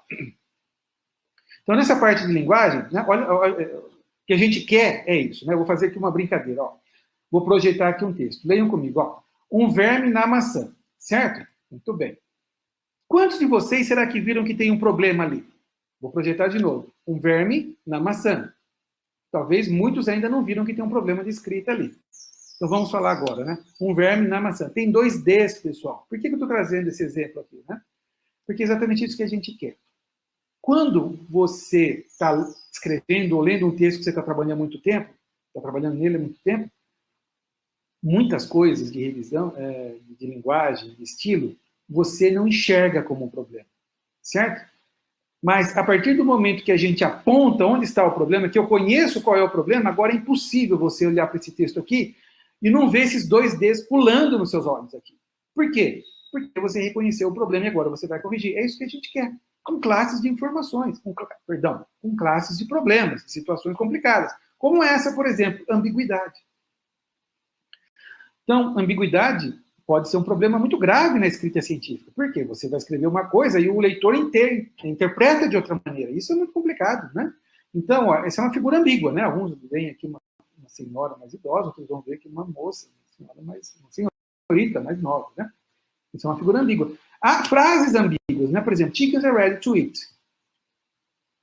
O que quer dizer essa frase? Bom, se você mora num apartamento, talvez, né, vá no forno pegar o frango que ele está pronto. Mas se você mora aí numa fazenda, no sítio, talvez seja a hora de dar milho para as galinhas. Tá? A frase é a mesma, certo? Então, a gente vai ver algumas situações. Ó. Algumas palavrinhas que por si só podem induzir ambiguidade, tá? a palavrinha as, only. Faça um exemplo, faça uma brincadeira aí. Escreva uma palavrinha, uma frase curta com a palavra only. Aí você vai mudando a posição do only na frase. Você vai ver que pode mudar o sentido. Então, fique atento. Não é que você vai deixar de usar a palavrinha as e nem only, mas fique atento na hora da revisão para ver se tem ambiguidade ou não e corrija. Né? Outra coisa que pode trazer bastante problemas de ambiguidade são os pronomes. It, its, they, their, this, them. Esses pronomes podem induzir ambiguidade. Olha o que está em tela aqui. Ó. Since the platform has a support system connected to the equipment, since the platform has a support system connected to the equipment, it was mounted inside the lab. O que foi montado dentro do laboratório? O IT. O problema é que tem dois candidatos. O problema é que tem dois candidatos ao IT. O problema é que tem dois candidatos a sujeito, né, do IT aqui, né? A plataforma e o sistema de suporte. Então, fiquem atentos. A gente vai escrever muito nos nossos textos. It, its, they, their, this, them. Apareceu esse pronome? Vá na frase anterior, veja se está claro, né? Veja se está claro ali quem é o sujeito dessa frase, desse pronome, tá? Para não ter esses problemas de ambiguidade. Certo? Isso é muito importante, pessoal. Uma outra classe de problemas que eu não vou falar qual é aqui ainda, eu quero que vocês me ajudem a descobrir. Né? Vamos usar para isso essas frases que estão aqui. Ó. 2 sentenças, né? Eu vou ler com vocês. During the data collection phase of the study, all experimental measurements were performed in a period of time of 3 months. All the obtained results were further analyzed and possible errors were completely eliminated. Essas frases estão boas? Se você se deparasse com essas sentenças aqui no seu texto, você deixaria como está? Ou não? Se não estão boas, né? De que classe de problemas a gente está falando aqui? Ó? O que está estranho aqui? O que soa estranho aqui aos nossos ouvidos, pessoal? Né? Será que a gente precisa de todas essas palavras? Ó? Data collection phase of the study, para me referir a esse período, né? Experimental measurement to perform in a period of time of 3 months. Muitos de vocês já perceberam do que a gente está falando aqui, né, pessoal? Redundâncias. Redundância é um problema enorme para o texto científico. Tá? Redundância, pleonasmo, né? Falar a mesma coisa várias vezes. Não pode. Isso é muito prejudicial para o texto científico. Então, você tem que estar atento ao que pode ser redundâncias e deixar esse texto limpo, claro. Vamos mexer um pouco nesse texto? Ó. During data collection, all measurements were performed in 3 months. Results are further analyzed and possible errors were eliminated. Melhorou ou piorou? Melhorou muito. Olha a primeira parte. Ó. Esse monte de informações que estava aqui, eu tirei. Né? Em vez de colocar during the data collection phase of the study, eu coloquei só during the data collection. A mensagem é a mesma. Tirei aquele period of time of 3 months, né? Performed in 3 months. Muito melhor. Mas vamos mexer mais ainda, né? All measurements were performed in 3 months. Opa, melhorou ou piorou? Não, melhorou. Mas só que agora eu tirei a segunda parte. Claro, pô. Você acha que faz sentido a gente colocar que os resultados foram analisados e erros eliminados? Não. Né? Isso é o óbvio de informação que não vai aparecer, certo? Então, quando você tira o que é irrelevante e tira o que é o óbvio, quando você tira o que é óbvio e tira o que é redundante, só vai ficar o que é muito importante. Certo, pessoal? Então, né, talvez a melhor forma aqui. All measurements were performed in 3 months. A mensagem importante está aqui. Mas antes, olha o texto que eu tinha. Isso é muito comum, viu? Que acontecia nas nossas primeiras versões. Eu tinha esse monte de palavras, todas complexas, né? Redundantes, né? Fazem o leitor perder o foco. Isso, a mensagem importante daqui, está aqui, com 4, 5 palavras. Então, isso é muito importante, tá? Eliminar redundâncias. E eu trago aqui uma lista de redundâncias que vem desse livro aqui do Mike Alley, né, The Craft of Scientific Writing, que é um livro muito legal, eu recomendo que todos vocês adquiram. Né? Ele traz aqui uma sequência de expressões com 2 palavras cada uma, né, ou mais, né, onde ele mostra, e eu concordo com ele, que essas palavras podem ser redundantes. Ou deve aparecer uma ou a outra. As duas podem ser redundantes. Então, por exemplo, né, introduce the new. Ora, isso a gente vê com uma certa frequência lá no propósito, né? In this paper, introduce a new method to describe. Não. Se você está introduzindo, só pode ser novo. Então, você tem que escrever assim, in this paper, introduce a method. Se você é muito apegado à palavrinha new, escreva assim, então, in this paper, we report, ou describe, a new method. Os dois juntos vão ser redundantes. Certo? E várias outras aqui, né? O pior de todos, pessoal, é esse daqui, ó, obtained results, em português, né? Os tais dos resultados obtidos. Pessoal, todos nós, em algum momento, já escrevemos ou falamos os resultados obtidos, os resultados obtidos da cromatografia separaram tal composto. Os resultados obtidos da análise estatística demonstraram tal tendência. Pessoal, qual resultado que não foi obtido? Não faz sentido essa expressão, os resultados obtidos. Até hoje não vi nenhuma situação onde eu precisei deixar essas duas palavras juntas. Se eventualmente tiver alguma situação, né, eu vou deixar, mas até agora eu não vi nenhuma. Certo? Então, escreva assim, ó, os resultados da cromatografia separaram tal composto. Os resultados da análise estatística mostraram tal tendência. Não, né, caia nessa de falar e escrever resultados obtidos. Tá? Mas eu já vou aqui colocar que eu não tenho muita certeza de que vocês vão parar. Eu acho que vocês, mesmo sabendo que isso não é o ideal, vão continuar falando e escrevendo resultados obtidos. Porque isso parece que está no nosso DNA, pessoal, porque é muito, muito comum. E não deveria ser. Tá? Outras coisas aqui, ó. Não existe completamente cheio, completamente vazio, completamente eliminado. Ou está cheio, não está, ou está vazio, não está, ou está eliminado, não está. Então, cuidado com essas redundâncias, tá bom? Não seja redundante, certo? E eu termino essa parte falando de uma coisa muito legal, muito importante, né? Muitas vezes a gente escreve uma frase para descrever resultados e tudo mais, né? E a gente deveria usar um verbo, né? Tal coisa faz tal coisa. Mas a gente não escreve assim. A gente prefere colocar uma frase substantivada. Por exemplo, né? Made the arrangement, made the decision, made the measurement e assim por diante. Toda essa frase aqui substantivada poderia ser mudada por um verbo. Poderia ser trocada por um verbo. Quando eu troco uma expressão inteira dessa substantivada por um verbo, eu ganho em precisão, eu ganho em concisão, porque eu estou colocando uma palavra só. Isso é escrita científica de alto impacto, pessoal. Certo? Vamos dar um exemplo? Olha essa frase, ó. Administration of dopamine produces the decrease in the frequency of convulsions. Muito bem. Eu estou expressando aqui uma mensagem onde alguma coisa está acontecendo. O que é? Né? A parte mais importante aqui, ó, é esse decréscimo da frequência de convulsões. Só que o decréscimo está aparecendo aqui não como verbo, mas como substantivo, produce the decrease. Talvez não seja a melhor forma. Por que eu não escrevo assim, ó? Administration of dopamine decreased the frequency of convulsions. Não é muito melhor? Muito mais direto? É isso que a gente quer na escrita científica. Então, fique atento a esses pontos nas etapas de revisão do seu artigo científico. Se aparecer uma expressão substantivada como essa, né, elimine esse substantivo e coloque o verbo forte. Você ganha com isso, tá bom? Muito bem, pessoal. Muita gente me pergunta, né? Por onde eu começo a escrever o artigo científico? E eu sempre recomendo, pela parte mais difícil, resultados da discussão. Certo? É aqui onde é muito mais difícil. Você vai levar meses escrevendo, tá? Depois, pela lógica, já escreva as conclusões. Para só então escrever a introdução. Por que eu vou escrever a introdução depois? Essa é só uma recomendação, tá? Porque a introdução tem que estar ligada com o resultado da discussão.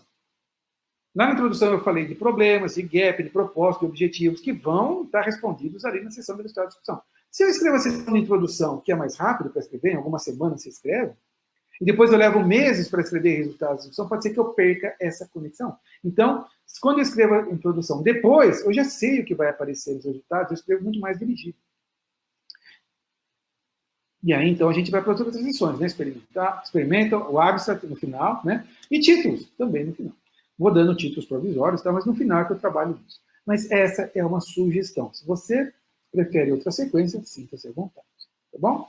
E agora sim, para a última parte da nossa apresentação, tá? Processo editorial. Vamos lá. Aqui é que eu gostaria de trazer para vocês um pouco desse cenário das publicações científicas, a dinâmica das decisões editoriais e, mais importante, fazer um link com a escrita científica para saber como a escrita científica me ajuda nessa etapa. Tá? Muito bem. Então, vamos lá. O artigo está pronto. Suponha que você gosta da sua área de trabalho, trabalha num grande projeto, ousado, né? Teve uma grande ideia, trabalhou muito para isso, né?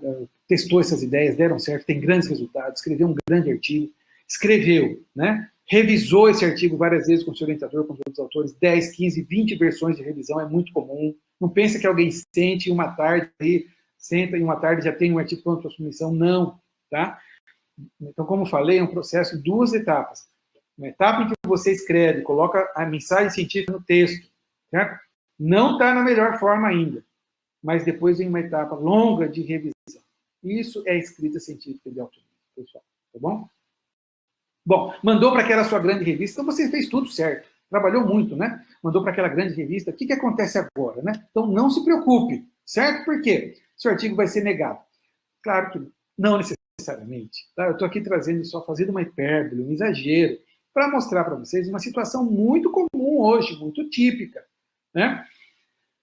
É muito comum que a gente tenha nossos artigos rejeitados para aquelas primeiras revistas que a gente tenta submete, tenta publicar, né? Por quê? Pessoal, nós vivemos num cenário extremamente competitivo. É muito comum que as revistas, né, precisem rejeitar um monte de manuscritos bons, inclusive, né? Qualquer revista boa, muito boa, outstanding, elas recebem muito mais manuscritos do que elas conseguem processar, pessoal. Do que elas conseguem encontrar bons revisores. Não dá nem para mandar para revisores, porque é muito manuscrito que chega. E pode perguntar para qualquer editor, né? É uma grande dificuldade hoje encontrar bons revisores, certo?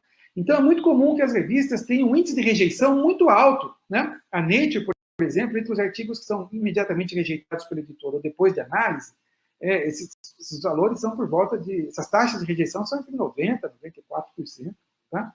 Então, isso é muito comum, certo? Nós vivemos um cenário muito competitivo para publicar. Não é fácil. Não é fácil. A gente vive isso todo dia. Todo dia a gente tem artigo rejeitado, negado. A gente vê o que vale a pena mexer, modificar, melhorar, manda para outra revista, né?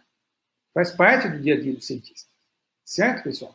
Então, é muito interessante a gente entender isso, entender esse cenário, tá bom? É ruim isso? Não, né? De maneira geral, não. Para a ciência, não. Porque a ciência ganha, nos força a fazer ciência cada vez melhor, certo? Mas eu gostaria de deixar claro esse cenário, essa dificuldade que nós temos, tá? Não sei se vai ser aceito ou não na primeira revista que você vai submeter, que geralmente são as melhores, né? Torço para que seja, mas o importante é não ficar muito decepcionado se isso acontecer, né? Não ficar bravo, né? E nem perdido, né? Veja o que dá para... Se foi para referir, ou veio algum comentário, né? Veja o que realmente agrega valor ao seu manuscrito e já submeta para outras revistas, tá bom? Então, dentro desse cenário, pessoal, eu vou terminar aqui com esse seminário, ó. Como ter meu artigo negado. Se bem que esse seminário não vale a pena, porque não há o que falar. Como ter meu artigo negado, a gente já sabe. Não se preocupe em fazer ciência de alto nível, não trabalhe sério, né, com esforço e tal, não saiba escrever bons artigos, não saiba inglês, você que é das áreas, aqui o inglês é a língua principal das publicações científicas, não entende nada sobre escrita científica, pronto, seu artigo está negado. Tá? E se eu colocar assim, como não ter meu artigo negado? Opa, agora talvez dê. Não dá. Por quê? Porque não há mágica, pessoal, não tem como falar aqui que você nunca vai ter seu artigo negado. Existe isso, tá? Nós convivemos com isso todos os dias. Só nunca teve artigo negado quem nunca submeteu, certo? Então, ainda não é bom esse seminário. Vamos ver esse daqui, ó. Como não ter meu artigo negado imediatamente pelo editor? Agora eu consigo falar coisas importantes. Fazendo o link com a escrita científica. E é disso que a gente vai falar agora, certo? Então vamos entender um pouquinho, pessoal, da árvore de decisões. Isso faz parte das políticas editoriais, praticamente todas as boas revistas, tá? Esse cenário, essa dinâmica é sempre essa, ó. O autor escreve um manuscrito e manda para o editor-chefe, editor-in-chief, que repassa para o editor associado, associated editor, tá? Esse associated editor que vai tomar decisões. Chegou o manuscrito na mão dele, ele vai olhar, ele não vai ler tudo, pode ler tudo, se ele quiser, a gente vai falar disso daqui a pouco, mas ele vai tomar decisões. Quais são as possibilidades de decisão? Ou ele aceita, ou ele nega, ou ele encaminha para a referência. Pode aceitar? Pode. Se ele mesmo quiser olhar, analisar, se ele tiver todo esse tempo, né, ele pode aceitar. Raramente isso vai acontecer. Certo, pessoal? Mas, eventualmente, pode. Se ele aceitou, comemora. Se ele negou, não precisa comemorar, mas também não fique muito triste, tá? Envia para outra revista. Se ele mandou para referir, seu artigo ainda está sendo analisado. Os referis receberam seu manuscrito, vão analisar. Tem 4 possibilidades de decisão agora. Quais são? Ou ele aceita, ou ele nega. ou ele aceita condicionado a pequenas ou grandes revisões, minor e major revision. Muito bem. Essas decisões agora são comunicadas a quem? Ao editor, que vai ter que tomar decisão de novo. Suponha que um editor aceitou, outro negou, outro aceitou com major revision. Tá? O editor vai ter que tomar decisões. Ou ele aceita, ou ele nega, ou ele pede para você seguir as recomendações. Aceitar aqui é muito pouco provável. Tá? Muito menos do que aqui, inclusive. Ou ele rejeita, né? Se ele aceitou, se ele rejeitou, não há mais o que fazer, terminou o processo, né?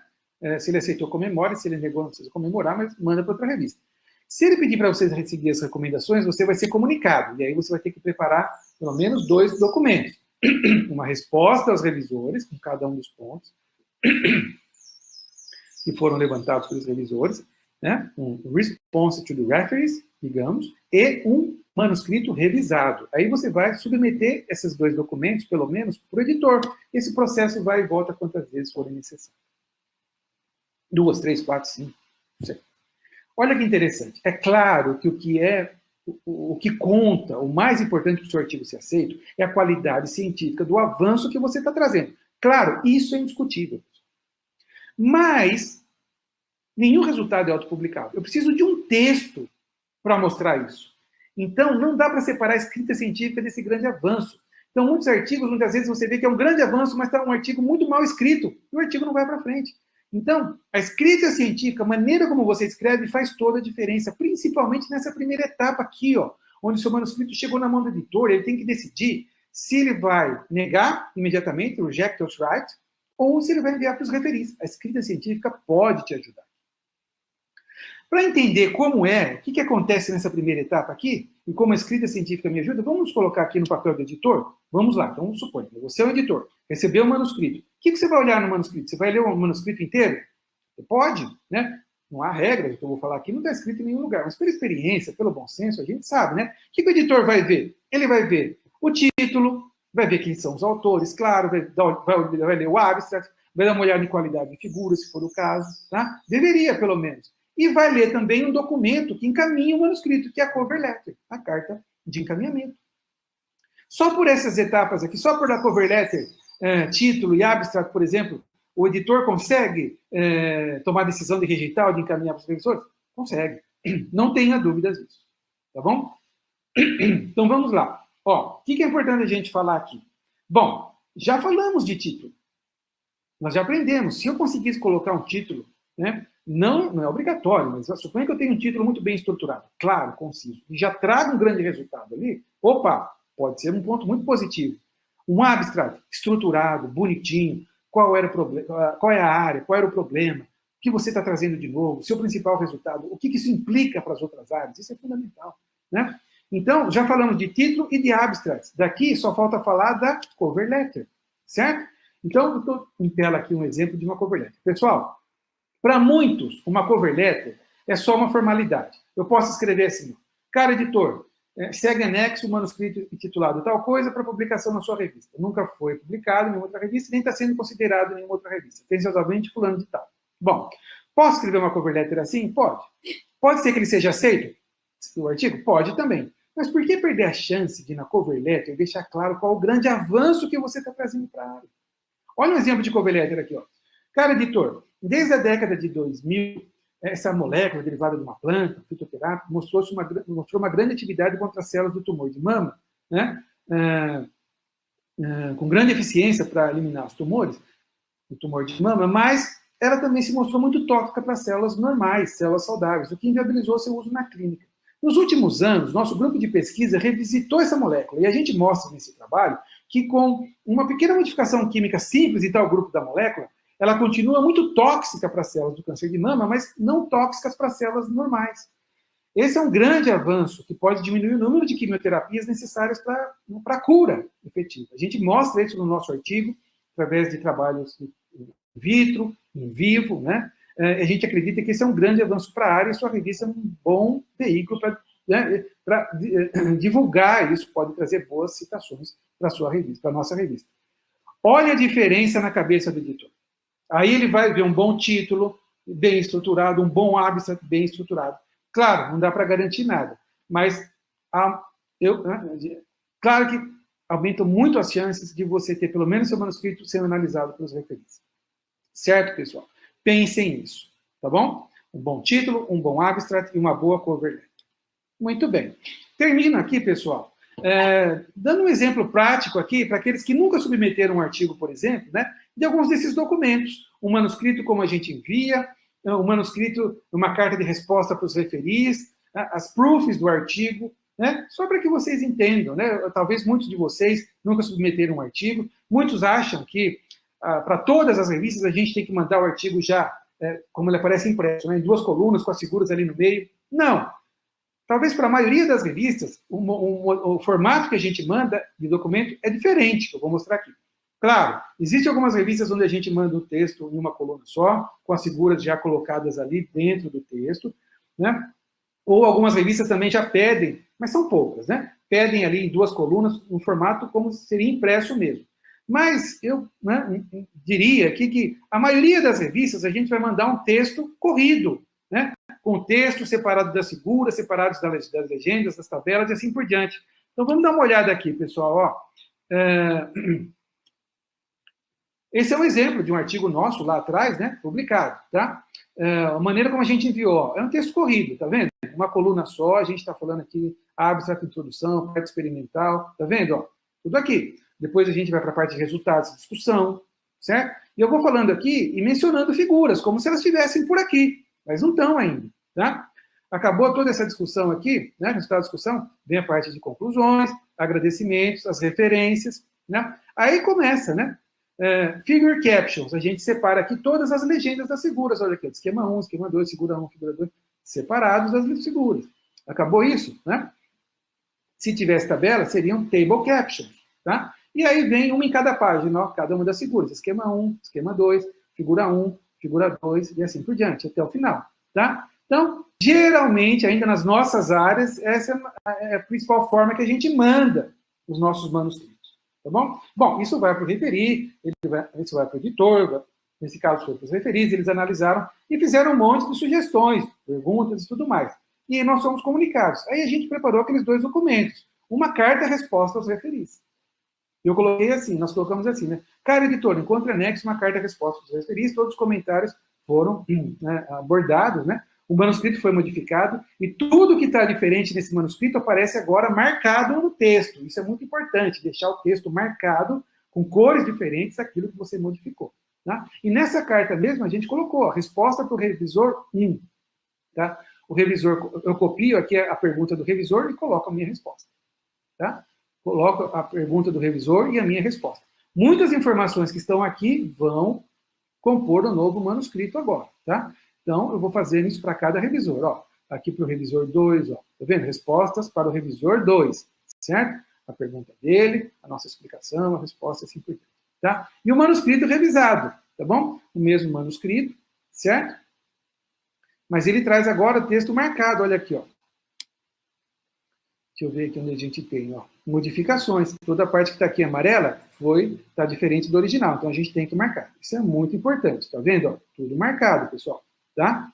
Então, tudo que você modifica tem que aparecer marcado aqui, certo? Tudo que está em amarelo, ó, referências que foram adicionadas e tudo mais, isso é muito importante que esteja marcado. Figuras, legendas, tá?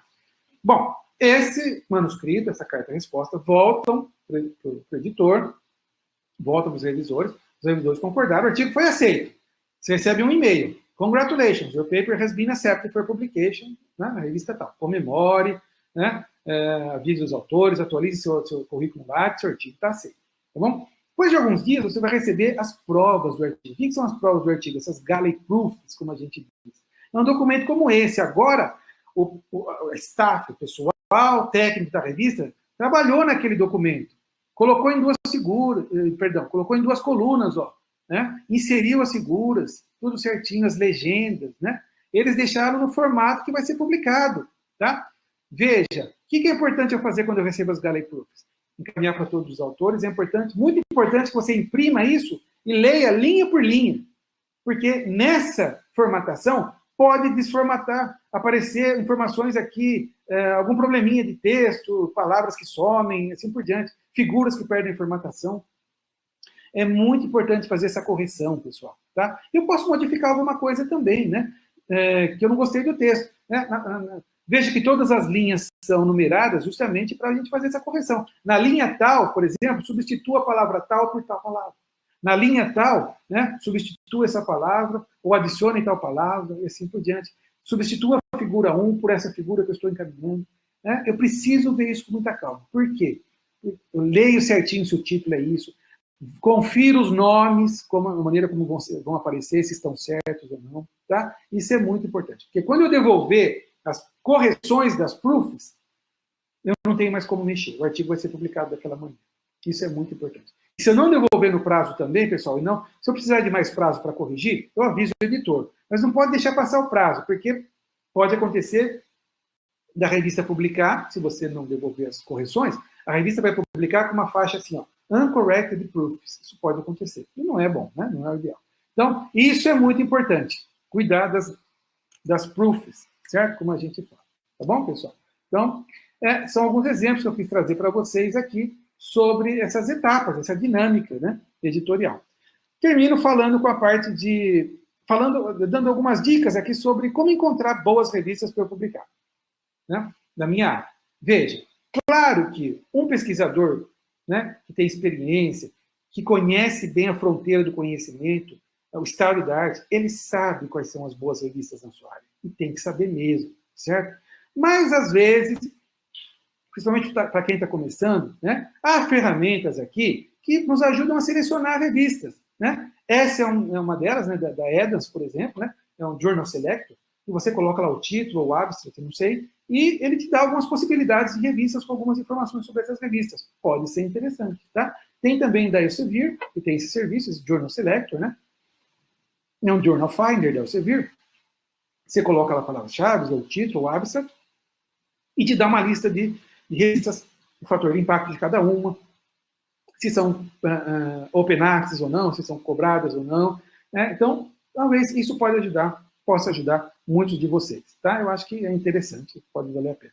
E termino falando do plágio. Pessoal, não existe copy-paste de texto. Não posso ir no outro artigo, mesmo que for meu, publicado lá atrás. Pego sentenças ou pego um parágrafo inteiro, trago para esse meu novo manuscrito e falo de onde veio. Não, isso é plágio. Você só está falando de onde você plagiou. O que eu tenho que fazer? Vou no outro artigo, vejo aquela ideia, trago aquela ideia do outro artigo para o meu texto, escrita com as minhas palavras, e aí eu cito de onde veio a ideia. Esse é o processo de citação e referenciamento. Cuidado com reaproveitamento de texto, inclusive, tá? Que é o que chamam aqui de autoplágio, tá? Então, fiquem atentos a isso. Muito bem, pessoal. Com isso eu termino, né? Aqueles que tiverem interesse, né, em fazer um curso completo, eu recomendo aqui o nosso site. Ao invés de escrever um livro, eu optei já há alguns anos por fazer um curso online, curso completo. Né? Ele está nessa plataforma zucoescrita.com, é o curso mais novo. Né? É um curso totalmente online, EAD, separado por grandes áreas. Então, toda apostilada, as apostilas são de todas as grandes áreas, com exemplos das grandes áreas. Né? É um curso dividido em 8 módulos, uma parte grande de estrutura, uma parte grande de linguagem, uma parte grande de editoração. Tá? Eu recomendo. Se alguém quiser ajudar a divulgar para suas redes sociais, eu agradeço. O curso são 8 videoaulas, né? Rápidas, dinâmicas. No final de cada videoaula tem perguntas a serem respondidas, né? Então, eu acho que vale muito a pena, certo? Acompanhe-nos também nas redes sociais, no Facebook e no Instagram, né? Busque lá Zuco Escrita, sempre tem informações importantíssimas sobre fazer ciência, sobre como escrever bons artigos e tudo mais, tá? Vale muito a pena. Certo, pessoal? Essa é a série de livros na qual eu trabalho como editor associado na Springer Nature. Né? Se alguém da audiência tiver interesse em publicar um livro conosco, nós publicamos na nossa série cerca de 15 livros nos últimos anos, já 2 ou 3 de autores brasileiros. Né? Então, se você trabalha nessa área, qualquer interface entre nanotecnologia e biotecnologia, publica um livro conosco.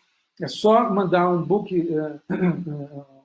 proposal, né? Ou para mim, ou diretamente para a editora, né? A Springer não te cobra nada, obviamente, te dá uma grande visibilidade e ainda te paga os royalties, tá? Então, vale muito a pena publicar conosco, tá? Essa é a revista na qual eu atuo hoje como editor Frontiers in Sensors. Eu sou editor-chefe na especialidade Biosensors, também uma revista nova, bastante interessante, para os que trabalham na área, né? Podem pensar nisso na sua próxima submissão. Não deixem de visitar nosso portal da escrita científica da USP de São Carlos, pessoal. Como mencionei, nós temos uma equipe, né, formada por por profissionais aqui das bibliotecas, nossos bibliotecários, nossos técnicos de informática, professores. A gente trabalha muito, essa equipe, essas pessoas trabalham muito para deixar esse portal muito prestativo para vocês, né? Tudo sobre escrita de projetos, sobre metodologia, sobre escrita de artigos de revisão, livros, né? Muita informação sobre material, videoaulas, eventos, né? Então, vale muito a pena acessar, né? Ter acesso, acessar, né? Esse nosso portal de escrita científica da USP de São Paulo. Tá bom? Aqui estão os meus contatos. Com isso eu termino, né? E a gente vai agora para a etapa de perguntas, comentários, sugestões. Vai ser um prazer, né, responder perguntas aí da parte de vocês. Muitíssimo obrigado a todos. Até mais. Muito bom, professor Walter Zuccoloto. Muito obrigado por essa magnífica apresentação. E é assim, esta apresentação teve uma particularidade. E a particularidade é de ter fomentado dezenas de perguntas. Obviamente que nós não vamos ter tempo para colocar aqui as cerca de quase 30 perguntas que foram feitas, senão não dá, vamos ficar aqui até amanhã direto. Não é que eu não me importo, mas vamos ter que dosear. Então, eu vou começar para pedir ao nosso querido Júnior, que está nos bastidores, para começar então a expor aqui as perguntas que foram feitas. A primeira é da Renata Nogueira. Professor, quando é tarde demais para realizar um pós-doutorado? Nunca. Eu sabia que essa era a resposta. Se forem todas nesse ritmo, Rui, a gente responde muito mais do que 30 perguntas. Renata, nunca é tarde demais, querida. Corra atrás, você vai conseguir fazer e vai se beneficiar muito disso, profissionalmente falando, viu? Porque tem gente, inclusivamente da terceira idade, que faz o seu pós-doutorado, que avança nessa meta de complementar e de aperfeiçoar os seus conhecimentos. Muito bem. Temos a seguir a pergunta feita pelo Jackson Rodrigues Correia Silva, em que ele pergunta o que é que mais motiva você na sua vida académica? Não, aliás, na sua vida científica. Ótima pergunta, Jackson. Bom, profissionalmente falando, né? Que a minha grande motivação está aqui, né? Em casa, minha família, né? Minha religiosidade. Profissionalmente falando, meu grupo de pesquisa.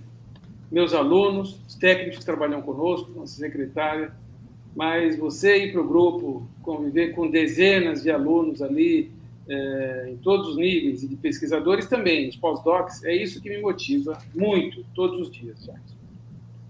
Também os resultados que advêm exatamente desse grupo brilhante de jovens que estão com você, não é?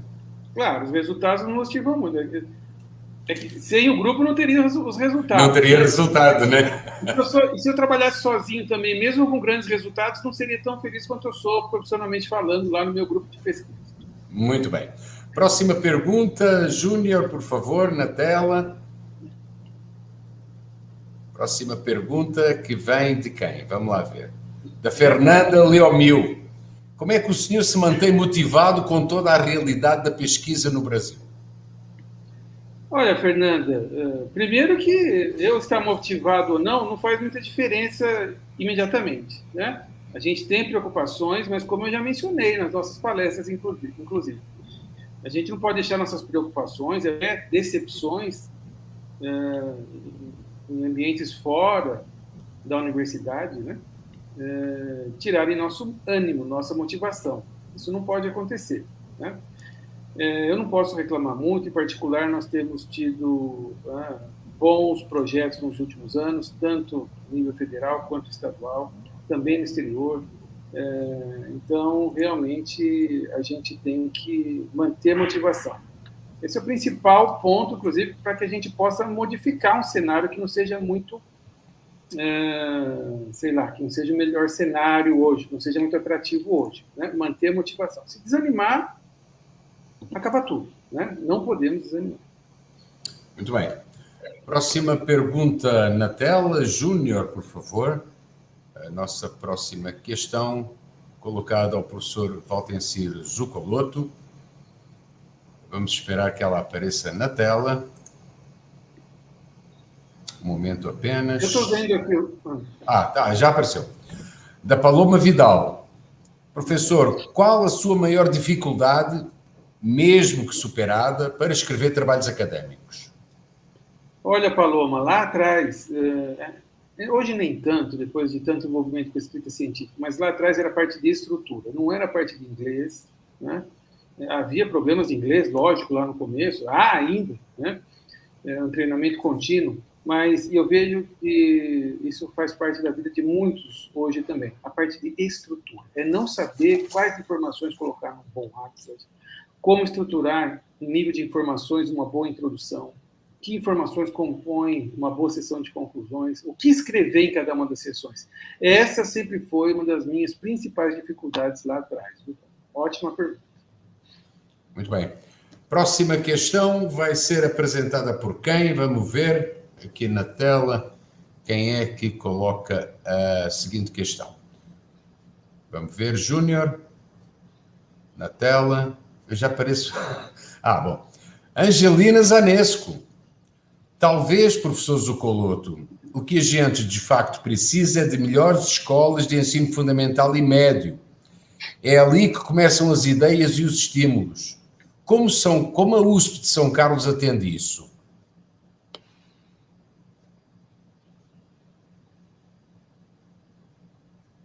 Professor Zucoloto? Está me ouvindo? Alô? Agora voltou. Estou aqui. Agora voltou? Ouviu a pergunta, né? Ouvi. Angelina, ótima pergunta, viu? Aliás, deixa eu aproveitar aqui para me desculpar pela conexão aí na abertura. Eu fui informado aqui de que ficamos sem vídeo por uma parte do tempo, mas de que não ficamos sem áudio, o que não é um grande problema, né? O mais importante é o áudio, então desculpem aí a nossa falta de conexão, ou a nossa conexão não muito boa na abertura. Angelina, ótima pergunta, e nós aqui no campus temos várias iniciativas. Por exemplo, pelo Instituto de Estudos Avançados, nós temos um grupo de trabalho coordenado pela professora Ivone, que leva ciência para dentro das escolas públicas, seja ensino fundamental ou médio, dá treinamentos para os professores dessas escolas e traz esses alunos para a universidade. Então, é sempre estimulando a criatividade. Há outros eventos também, outras iniciativas no Instituto de Física, nas outras unidades. Por exemplo, aqui no nosso instituto a gente tem universitário por um dia, onde a gente recebe caravanas de alunos aí do ensino médio da região para passar um dia conosco aqui nos nossos laboratórios. Isso tudo ajuda a estimular bastante esse interesse pela ciência e, consequentemente, a criatividade. Então, nós temos várias iniciativas e você está coberta de razão. É fundamental que a gente chegue lá onde eles estão sendo formados ainda ali, nos primeiros passos para a ciência. Angelina, boa pergunta. Viu? Ainda temos outra iniciativa, que é a Escola de Física de Contemporânea para alunos do ensino médio, que realmente é outro grande destaque em termos de atrair, não é? De atrair os jovens alunos. Muito bem, próxima pergunta. Vamos ver quando é que ela vai aparecer na tela e de onde é que ela vem, essa pergunta. Vamos ver. É do Luciano Zani. A pergunta é a seguinte: em alguns países, alunos de doutorado e pós-doc têm contratos de trabalho e não bolsas. O senhor tem alguma perspectiva dessa mudança de visão no Brasil? Não, nenhuma. É verdade que em muitos países esse contrato, de certa forma, tem vantagens, né? Tem desvantagens também, né? Mas tem vantagens, né? Você consegue, por exemplo, beneficiar ou bonificar, digamos assim, né? Os melhores pós-docs, né? E, eventualmente, aqueles pós-docs que não deram certo no trabalho, você pode ali, né, cancelar esse contrato de trabalho muito rapidamente, diferente das bolsas aqui, que é um pouco mais complexo. É um sistema diferente, tem suas vantagens e desvantagens, mas não vejo nenhuma perspectiva disso no país. Não.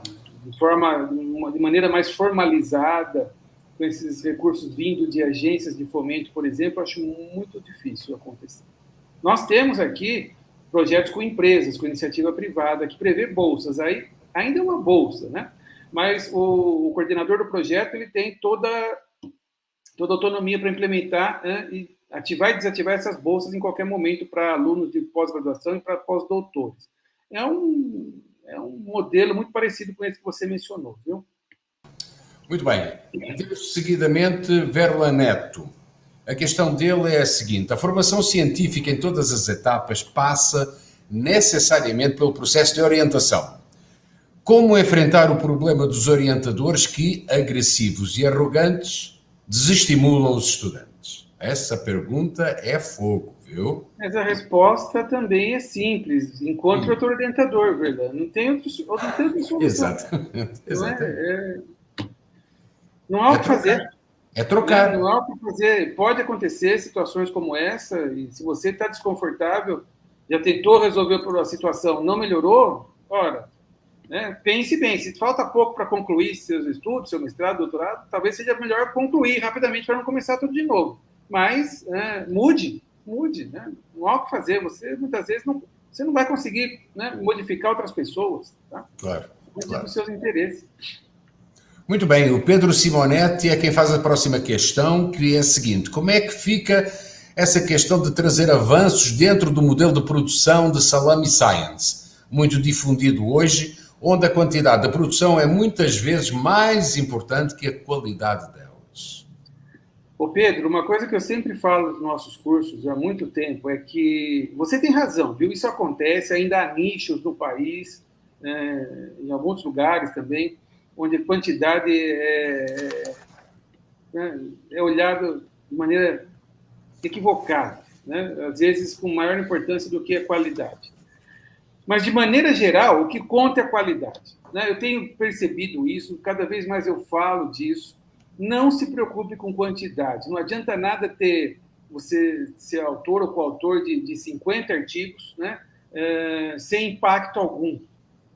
Em algum momento, em algum ambiente de avaliação, no concurso, alguma coisa, você vai ser cobrado por isso e a banca rapidamente reconhece os trabalhos de qualidade, né? Então, eu tenho participado de várias bancas. Quantidade não impressiona ninguém. Lógico, há grupos, há pesquisadores que, dependendo da situação, do grupo, do nível de carreira, aliam quantidade com qualidade. Isso pode acontecer. Mas, para quem está começando, preocupe-se com qualidade. O que não pode ser uma desculpa também para nunca publicar. Dizer, olha, eu não quero publicar, para publicar isso aqui eu também não quero. Então, para publicar essa outra coisinha aqui, também não quero. E passa anos sem publicar. Não pode usar isso como desculpa. Mas não se preocupe com quantidade. A médio ou longo prazo, você vai ver que a qualidade é que vai fazer toda a diferença na sua carreira. Muito bem. Nós estamos ultrapassando o horário previsto para encerrar esta apresentação, mas eu não resisto. Eu tenho, e se o professor Zuccoloto me permite, eu vou dar a chance para que mais pessoas possam colocar aqui as suas perguntas. Aliás, porque estamos no final, não é? Estamos no final deste primeiro dia. Eu vou dar chance realmente para que mais pessoas coloquem as suas questões. Vamos à próxima pergunta. Eu vou pedir ao Júnior para colocar ela em tela, que é para nós podermos seguir com esta dinâmica. É o Felipe Garcia. Professor, em um trabalho de pesquisa que levante mais perguntas do que respostas, é válido como um trabalho científico? Olha, Felipe, de maneira geral, sim. Dificilmente a gente vê situações na ciência onde os trabalhos encerram o assunto. A ciência é dinâmica e vai sempre evoluindo. E ela evolui a partir de perguntas, né? Da curiosidade, realmente, não tem como. Então, eu acho que é válido, sim, né? Mas tudo tem que ser visto caso a caso também. Um trabalho científico que você tenta publicar um artigo, mas que você não mostrou avanços para a área, só levantou pontos de perguntas, talvez aquela revista ache que não seja o momento ainda da publicação. Então, são situações distintas. Mas a ciência precisa avançar e ela avança com perguntas. Muito bem. Próxima questão. Vamos ver aí na tela se o meu querido colega Júnior coloca aí. A próxima pergunta vem de quem? É o Gabriel Zacariotto.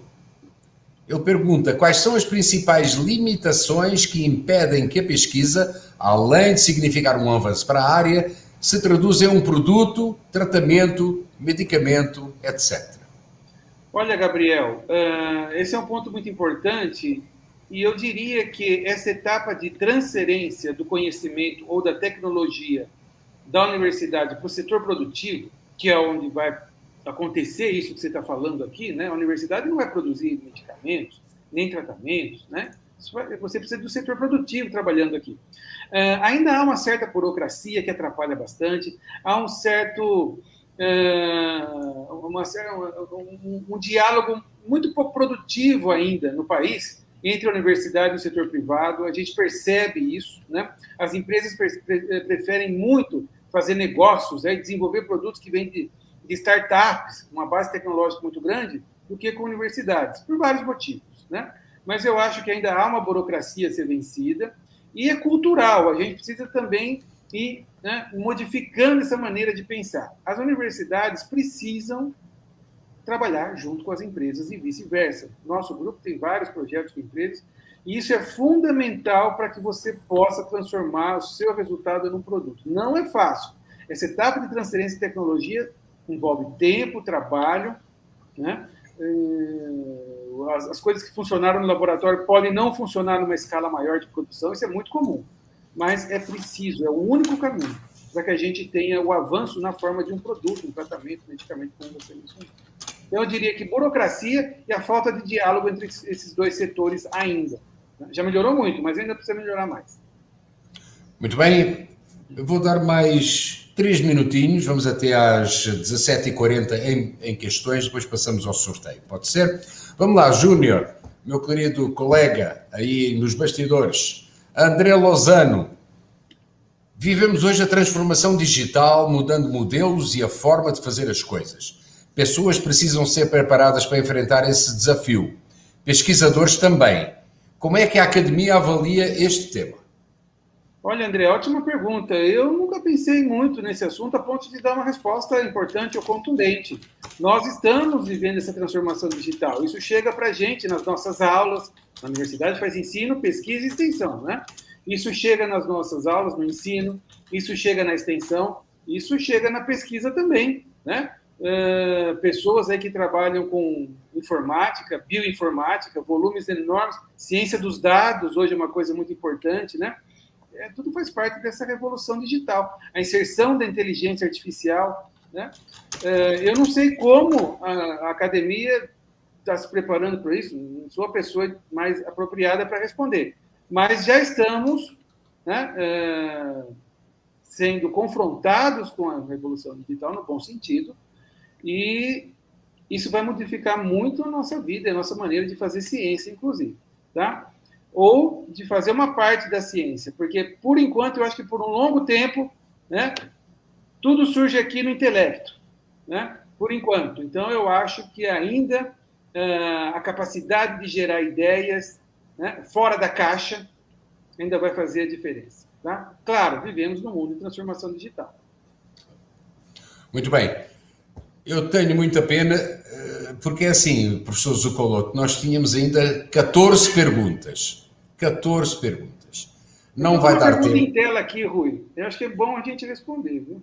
Não, temos que seguir uma ordem, porque senão vamos gerar aqui um conflito. Não, eu acho que é essa que apareceu para você. Não. É esta de Fernando Souza. Sim. Como resgatar o ânimo na pós-graduação em um contexto de inseguranças de bolsas? Conciliar com o trabalho CLT? Fernando, essa é uma opção. Essa é uma opção, porque, afinal de contas, o aluno precisa comer, pagar aluguel, né?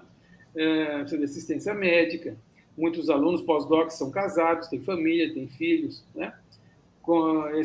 Conciliar um trabalho de pós-graduação com um trabalho aí numa empresa, no setor privado, com carteira assinada, elitista, como você falou, pode ser uma estratégia, com certeza, né? Mas tente ficar animado, tá? Essa é a coisa.